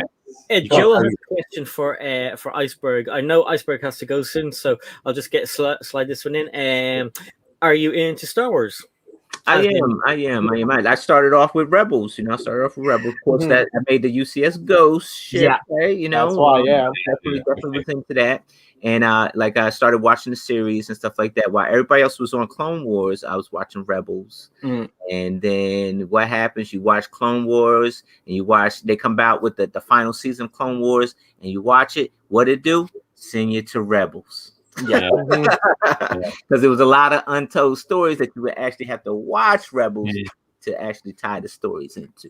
Rebels is awesome. I loved Rebels. Yeah, me too. I in a lot of respects, I actually preferred Rebels because I liked the use of Darth Vader, what they did with him using the Ralph McQuarrie design, and I liked that era of time that they did it in, which was post Clone Wars, which is why because Clone Wars is relatively quite new to me, like you, Chris. I only watched it like last year. So Rebels was always my sort of soft spot with that. I think that's one of the reasons I love Mandalorian so much, because me personally, I'm one of these weirdos that people like, they slap me in the street when I say it, but Return of the Jedi is my favorite Star Wars movie. And so with Mandalorian taking place so close to that timeline, I love it, because that's the era that I love, like the kind of everything's messed up. Everyone's like a cowboy because the emperor's gone. It's so cool. I just love that era. You watch that last episode that we saw of the Mandalorian, and then just maybe just before that, watch Return of the Jedi, then watch that episode. It would be seamless. Yeah, indeed. I loved it. One of the best. That to me, that one scene at the end of Mando made up for the final movie to me. Yeah, I think the Ahsoka one will be pretty decent as well, because hopefully that'll take place in a similar timeline. So I think we'll get some good stuff there. Yeah, and also as well, Kenobi, Qui-Gon Jinn, Vader. Well, I wonder if they'll tie that to Rebels, because it's kind of like the same time, isn't it? Is that right? Am I completely wrong? It's its own. Right. It's before Rebels is right. What's sounding very interesting on it though, because obviously they brought back Hayden Christian, and obviously a lot of people going, "Oh, we're going to get flashbacks." No, he is playing Vader. Vader hunting Obi-Wan Kenobi. So they've changed the story completely and utterly. So you are going to get flashbacks, and you're also going to get Vader in full fledged. And I tell you what, right? I tell you what will definitely be in it: Vader's castle, because you're going to see plenty of scenes with him in his. Stop it! Stop it! Get it over and done with. Right, I'm getting on Amazon right now. Look, my lights have turned off now. Look. You know, it's definitely mentioned Vader. The dark side has arrived. I think. How are you fixed, Mel? I'm ready to go, man. Gotta go. Gotta roll. Okay, Mel has to go. We all appreciate you being here. It's been really entertaining and so much fun. And do you want to give your channel a shout out? Maybe tell everybody what's coming up on your channel in the next week, if you've got anything planned. Yeah, Iceberg Bricks YouTube, or Iceberg_Bricks for Instagram. I know in the next week or so we're probably going to do Lego versus Jesse and Troy and myself. It is actually a full 12 months of running that segment, which is probably the first time I've done that for my channel. And so we started off, in May. So it'll be the first 12 months, and so we're trying to do something special for that. And I'm working on a mess around segment with Lego. I'm trying to make fun of Lego a little bit, so I'll probably put Rick the Brick back on Lego or something like that. So I'm trying to do some fun skit stuff. So stuff coming up. That sounds good. That sounds awesome. So everybody in chat, Mel's links are in the description below, so go and check them out. And hopefully you'll come back in the next few weeks. Or so, and maybe we might have yourself and your partner perhaps on as well. So if you can just maybe ask him, would he be interested in coming on? And I think that'd be a cool little kind of breakdown. And you might have to rewatch the episodes you've been on if you don't remember them. No, I remember. I remember. Listen, thanks very much for being here, and we'll talk to you soon. All right, see you later, man. Awesome. Take care, Mel. Thank you. That was so awesome. That was cool.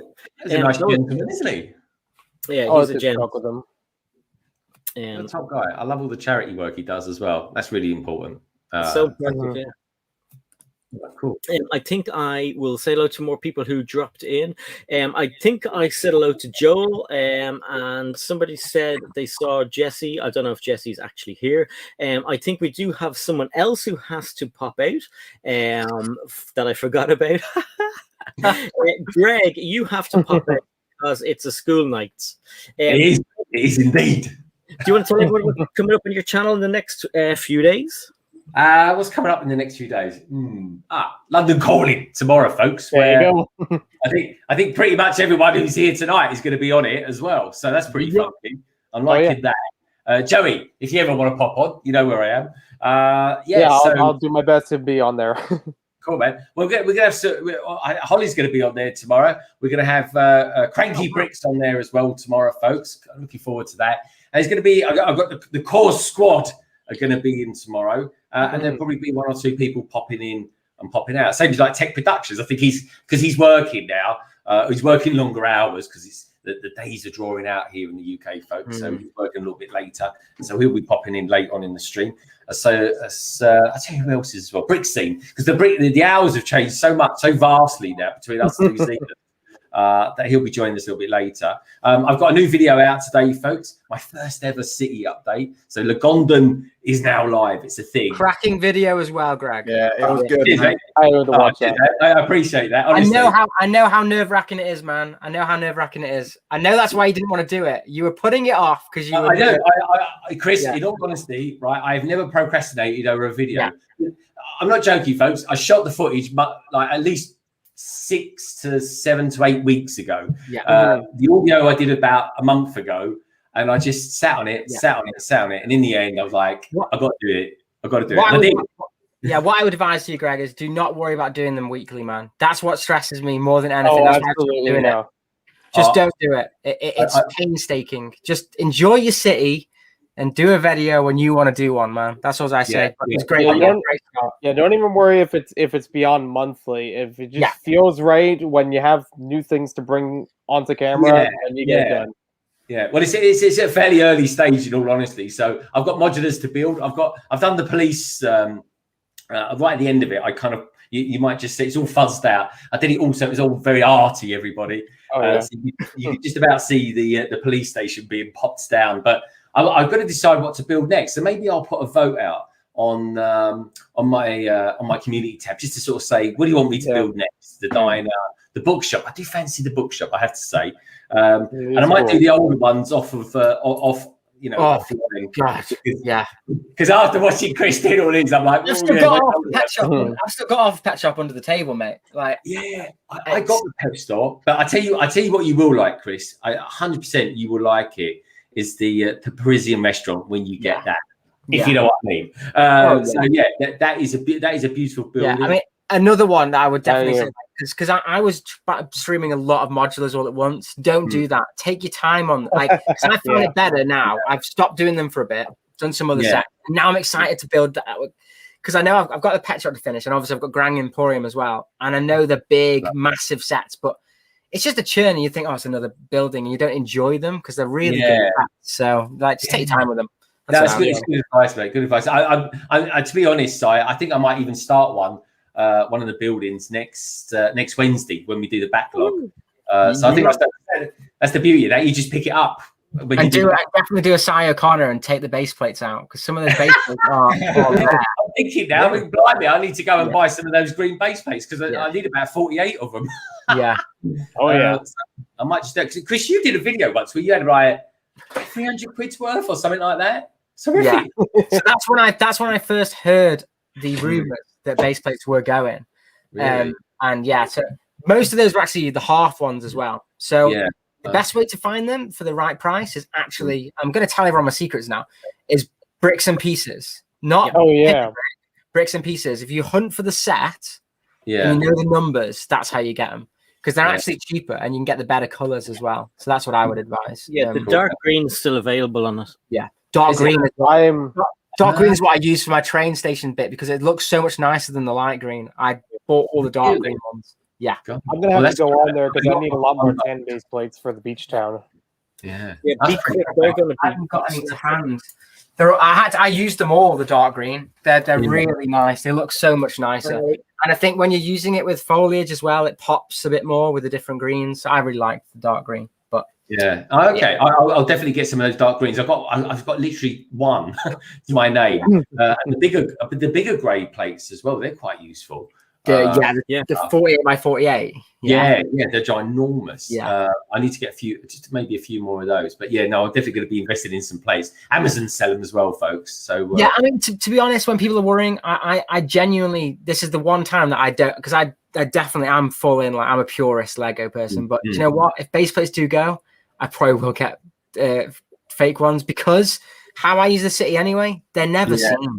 And it's just the same as putting foam underneath. They're never seen. Exactly. You know, that's what I think. That's what's interesting to see how people. Go on, Solo. I was going to say, I've known from previous experience, be careful which ones you get, because you can. I've noticed that you put them down, it stretches the brick. Then when you go to using something else, the clutch power. I think Jang uses a really good company, because he uses the fake one for his. So he displays his minifigures on the wall, and he illegally clips them on, and that company that he uses, they're really good. In fact, he did a video on it for road plates, and he shows all the different companies he uses, the different ways he does it. It's a really good video, actually. And it gives you a lot more colors with those too. It has the colors matching the bags of the CMF. That's clever. I like that. That's why I bought the big grey ones for. I've got all the parts. I just haven't. I never seem to get round to doing it. But I've got the grey plates, and then I've got the pieces to put on them to then put all the minifigures on. Stick them on here and go right up this wall. So, or something like that. Originally, I know you don't got to go. Originally, I spent a fortune in our bedroom, and I bought these. So I don't know if you know, but you know the Ribber IKEA frames, the little ones. Yes, I spent a fortune buying them with the backs on, and they were all the different colors for the different series. And literally, it was an entire wall in the bedroom, and I was like, "This looks ridiculous." So we just had to take them all down. And I have them in the attic now. They're just in the attic with the bricks still on. I've got them, and I've got some backing prints as well. They're really nice. To stick it on, I used to like triangular slopes. Yeah, they're really nice. But now I'm only 3 series off having every single series. So if you imagine that filling a wall, it's just it's nice for a couple, and then you start gets to the point where it just overtakes. It does. In a glass cabinet instead. You go everywhere, but the glass cabinets are good. And God, what would we do without IKEA, Si? That's what I want to know. Oh yeah. But other than that, Si, there we go. Make it bigger. That's the state of my glass cabinets. If you imagine those going on a brick on a wall, it's just not. Yeah. So then it really looks good. Really, just a lot of minifigures, but nice. It's just interesting. It's really cool seeing how everyone displays them differently. I saw you last night, Si, on the stream, and you've got these really nice little glass cases. And they're just so pricey. They're so expensive. They are. Have you seen though that dude, Chris, on Instagram? Scotland. Lego Scottish Lego. Yeah, to stack them up. Yeah, on his wall. Literally thousands of pounds worth. Oh yeah, those. Yeah, they're cool. They're just so expensive. Yeah. They are mega bucks. But you know what? If you've got your absolute favorite figures, use them in there. I'm actually tempted to get that for the super rare Lego minifigures, the Star Wars ones. I'm tempted to get one just for like a little one of the 8 that I wouldn't put in the display. Yeah. Like the Chrome Vader or C-3PO. They don't really want to stick them with all the others. Like I have a little the VIP case. I think for right now I only have 3 of them. They're the 16 long ones, but they're only for like a handful of minifigures, like you said. The more rare ones or the more valuable ones to me personally. I got the one with the magnetic one, the cardboard one. That's good. Yeah, Sky's got that as well. They do look really good. But I got one of the terrible Lego yellow ones somewhere, which have like a button. But if you stack them, you can't ever open them.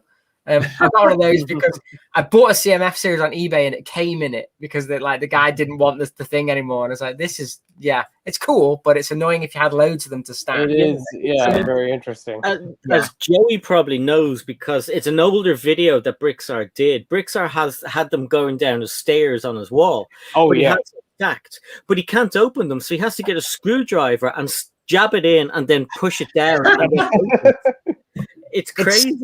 For a company that's so good at design, you know, obviously the system, you'd think they would have come up with something better than that. I know.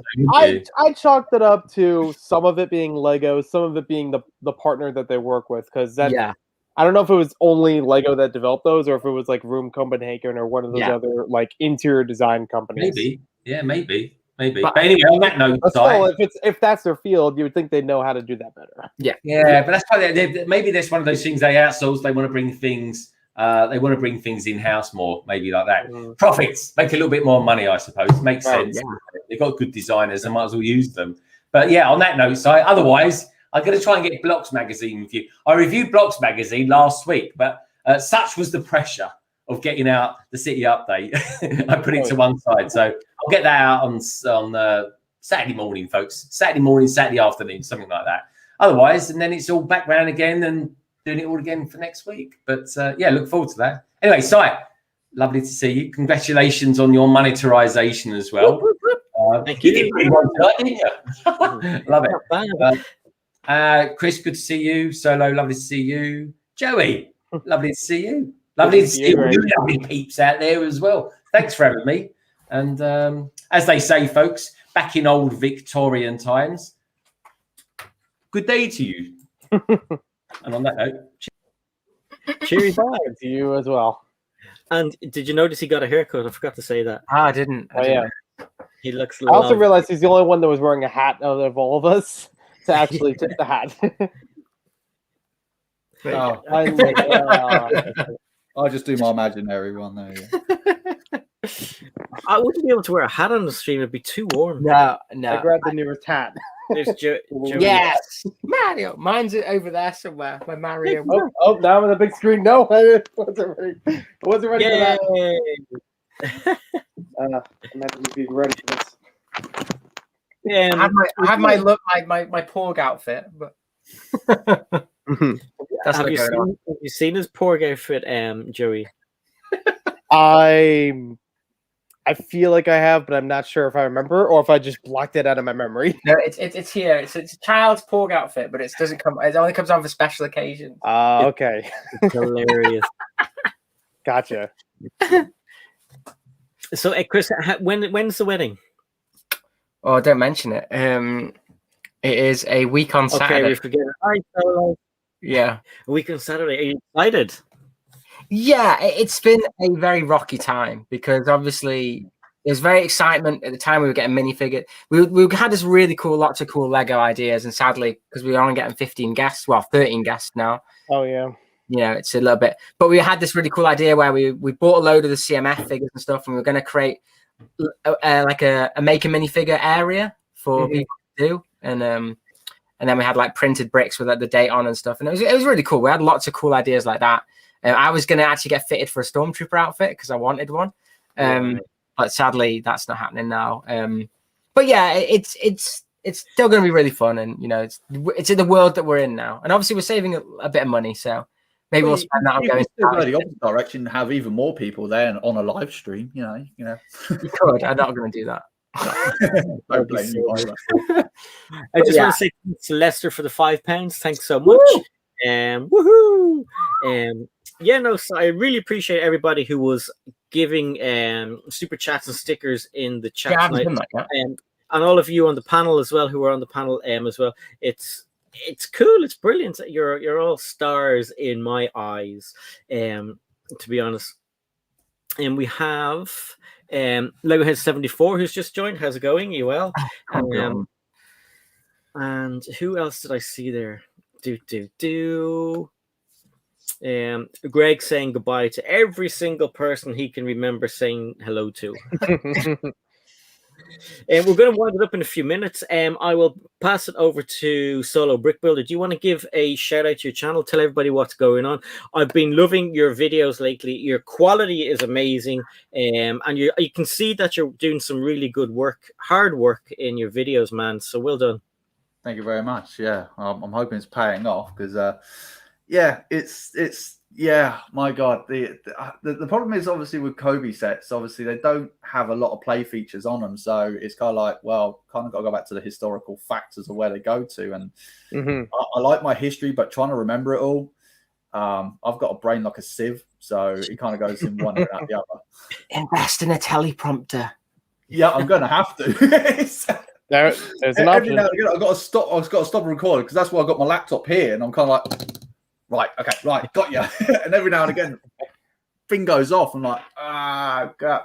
But so I think it's the M3 mortar carriage, and then probably one of the hardest videos that I'm having to do is about the Spitfire, the Supermarine Spitfire. That is probably one of the hardest videos to do because of what it represents. So yeah, there it is.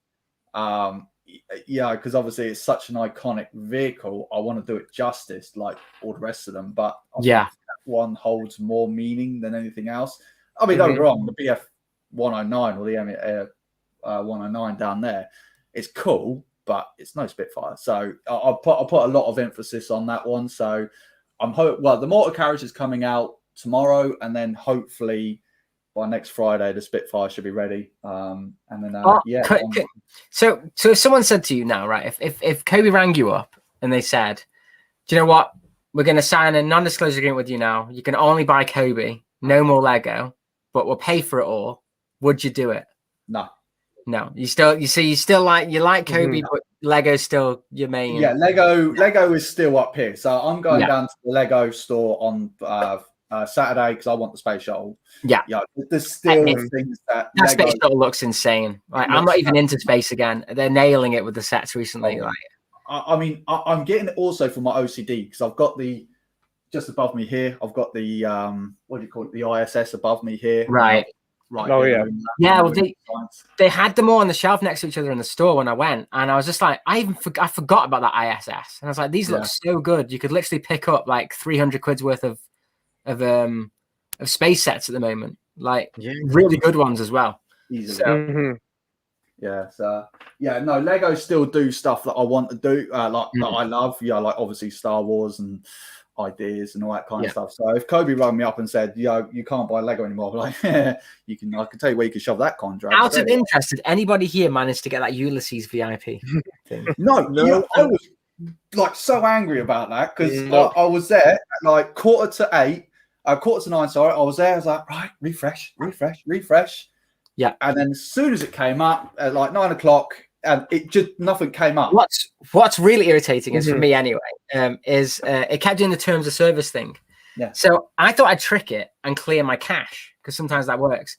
But what I accidentally did was I didn't only clear my cache, I cleared all my passwords. So then the whole day was entering every single password again, and it's like, damn you, Lego! Like, I did that as well. Go on. Yeah, no, I done it, and the Lego website actually crashed on me.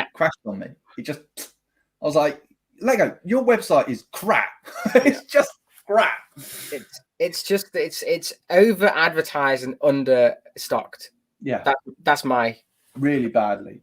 I mean, they delayed it as well, and it's just like do you really need to invest in some bigger servers. Yeah. But you know what really annoyed me? We all went from London Calling onto Tech Productions website, so YouTube channel to I know, it's late and I'm tired. But we all went over to Tech's stream after London Calling, and we were all there waiting till 12 to get the Amelia Earhart, and we were like, oh my god, what'll I buy? Oh my god, this is so dead. Oh my god. And it's not hard to get even still. I was so annoyed. But exactly. And when I don't try and get something, it's like I don't get it. It's like it's exactly the same with me. Sorry, like last year I bought I bought a couple of sets on May the 4th. The promo didn't work because the website, and I missed out on the set. I wasn't too bothered because it wasn't the greatest set ever. But since then, like, I went to the store to get the Yoda's lightsaber. We traveled all the way to Bullring during lockdown, like when we could go off to get that ice skating rink because Steph wanted it. We now got 3 of the things because they keep bringing it back all the time. Like, and the Amelia Earhart, because we knew Australia had low stock for it. So we're like, we need to get this one. Steph really wanted that one to go with her, like, women of NASA and stuff. So I was like, yeah, we'll get it. I've got like 4 of them now. And I think when we got it, we bought a set that we weren't really like, we were on the fence about, but we're like, well, we'll get it because we need to spend quite a bit of money to get. I can't remember what it was we got in the end. It might have been a Ninjago set or something, but it's something I could have waited for or got cheaper on Amazon or something. But we ended up spending it. The most ridiculous thing is the girl downstairs from me, who's a massive Lego collector, she bought. So she waited for the next day, and it still said that it was in stock, and she bought it. And Lego emailed her say that we don't have any more Amelia Earharts in stock. Like, what? And then she's gone down to the Lego store on Monday, and she's come back with 4. Yeah. Well, it's the same with the Ideas car. That one was gold dust. I've only got one of those, like the car, the Ideas car. The one that was a competition. So some more, you know, the person who's made that would want to see that everywhere. Yeah. Very look at that. Not only the car, but also the little rocket ride was also a GP too, wasn't it? Yeah. Yeah. I didn't bother with them because I thought, there'll be loads of those. I'll buy them for like €25 on eBay. No, nope, not even. And the same with the Hagrid one as well. That's pretty expensive. The brick heads that they made, they're really pricey. Yeah, especially when they've already had a series of them, and that series hasn't had anything in a while. I figure why not make it just a regular release? Yeah. Yeah, well, that's the problem because a lot of Harry Potter fans had already bought everything. So then it's like you can only buy Harry Potter stuff for it as well. Yeah. So because I've heard that there's rumors that the new brick heads are going to be a gift with purchase for Harry Potter as well. So it's like, is it going to be? Hopefully, it'll be when the sets come out at least. Because I haven't got that Book of Monsters sadly because I don't want to spend £100 on Harry Potter just to get that Book of Monsters. But I think it's a cool set. Yeah. But, yeah, I still don't have that Book of Monsters. Anybody has a spare one? Let me know. I think Tech or somebody might have one. Yeah, I don't have Magic Cooper. Hello, goodbye. I think the Lego stores around here still have them. Oh wow, jam first. Am I glitching? No, I am no. glitching. Right okay.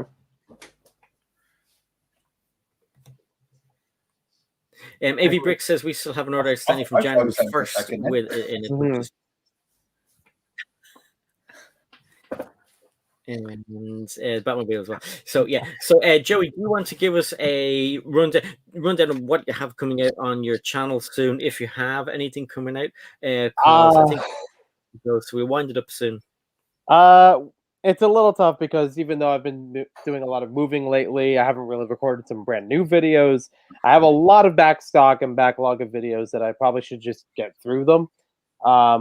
There's one that I've been meaning to do for a while, and I've just kind of pushed it off, but now it should be almost done. Is the one I mentioned earlier about Lego trivia of fan design items that became Lego sets, like whether or not it was from Lego Ideas or outside of that. I do have one that I was actually going to do. Might be able to put it up probably as soon as tomorrow. About the Lego room thus far. If anybody didn't see it from Instagram, I did a short live stream of it yesterday, trying to start figuring out where things are going to go. It's not 100% done yet, but at least has a good framing, and I go through the video basically explaining what's going to go there, what the process was like, and what's already set up. So it'll still evolve, but hopefully it'll still actually get a working space. As a Lego room, it'll always evolve. That's like, yeah. But I mean something more than a couple of tables and chairs. Yeah, parts of the, yeah. But yeah, well, I'll probably get that up probably tomorrow to share what that's like so far. Good man. And thank you for that, Joey. From myself, I'm going to be on London Bridge Bricks tomorrow on London Calling with most of you guys. And there's the usual videos coming out. God knows what I have planned, because I haven't really planned anything for the next few days because it's been busy, but I've got so many ideas, so keep a lookout. Don't forget to check everyone else out who is in the chat, and check everyone else out who was on the panel. I think I have a link for Joey in the description. If I don't, I'll pop it in anyway for you. And I just want to say goodbye to a few people. There's 500,000 people who are watching today, so I won't be all day. So thanks for watching. Brett's Bills, Stud Studios, Brixish, Holly, Joel, Galfrey Bricks, Will Harper, Lorraine Fox O'Connor, AT's Life. We had Knights of Glen, an awesome guy called Maniac for Bricks, who joined the panel. There we go. there. FLX Monarch, as we like to call him, but his name is Mark. All bricks count. Shazam. We've got, who else did we have there? There was Gallifrey Bricks. There was Bricks-ish, if I didn't say it already. Battle Bricks popped in. I saw Brick 5, I think, was in. Lester. Brick Stage Pass. Moto, Lego Head 74, Magic Koopa, AV Bricks. I didn't see Steph today, but hello, Steph. Who else? She's got a job interview tomorrow, so I think she's prepping for that probably. Good luck on the job tomorrow, Steph. And I want to thank everybody who gave super chats and super chats and stickers. You're all legends. Thank you so much. Thank you. It takes a long time to get there, and it's lots of effort that goes on behind channels that people don't realize. So good on you, mate. Thank you so much. Congratulations. Yeah. And thank everybody who watches as well, because it wouldn't happen without you guys watching not just the live streams, but the videos as well. Liking the videos and commenting, that all helps. I don't know if you guys know that, but putting a like on a video on a live stream helps a lot. Massive. Exactly. So also thank you everyone who was on the panel. So Mel was on the panel, Greg was here. I think it was only those two guys that were here and went. And thank you to you three who are remaining. Chris from Bricking It. Woo! I just want to say one quick thing. I haven't been streaming the last couple of weeks just because it's been hectic in real life. So we are back. We will be streaming on Tuesday again. That's it for me. Other than that, yeah. Did I give you a chance to shout out your channel? Yeah, don't worry about it there, mate. At the moment, the channel's everywhere. Hectic. I don't even know what's going on. There will be videos. I don't know what they're going to be. That's the way my life's going at the moment. But we will be streaming on Tuesday. Yeah, we will be streaming on Tuesday. We'll just make sure everybody have that bell notification on for when Chris does have a video out. You'll see it. Yes. Thank you very much, man. Exactly. Thanks, Darren. Thank you for joining as usual. Mwah, you're a gorgeous man.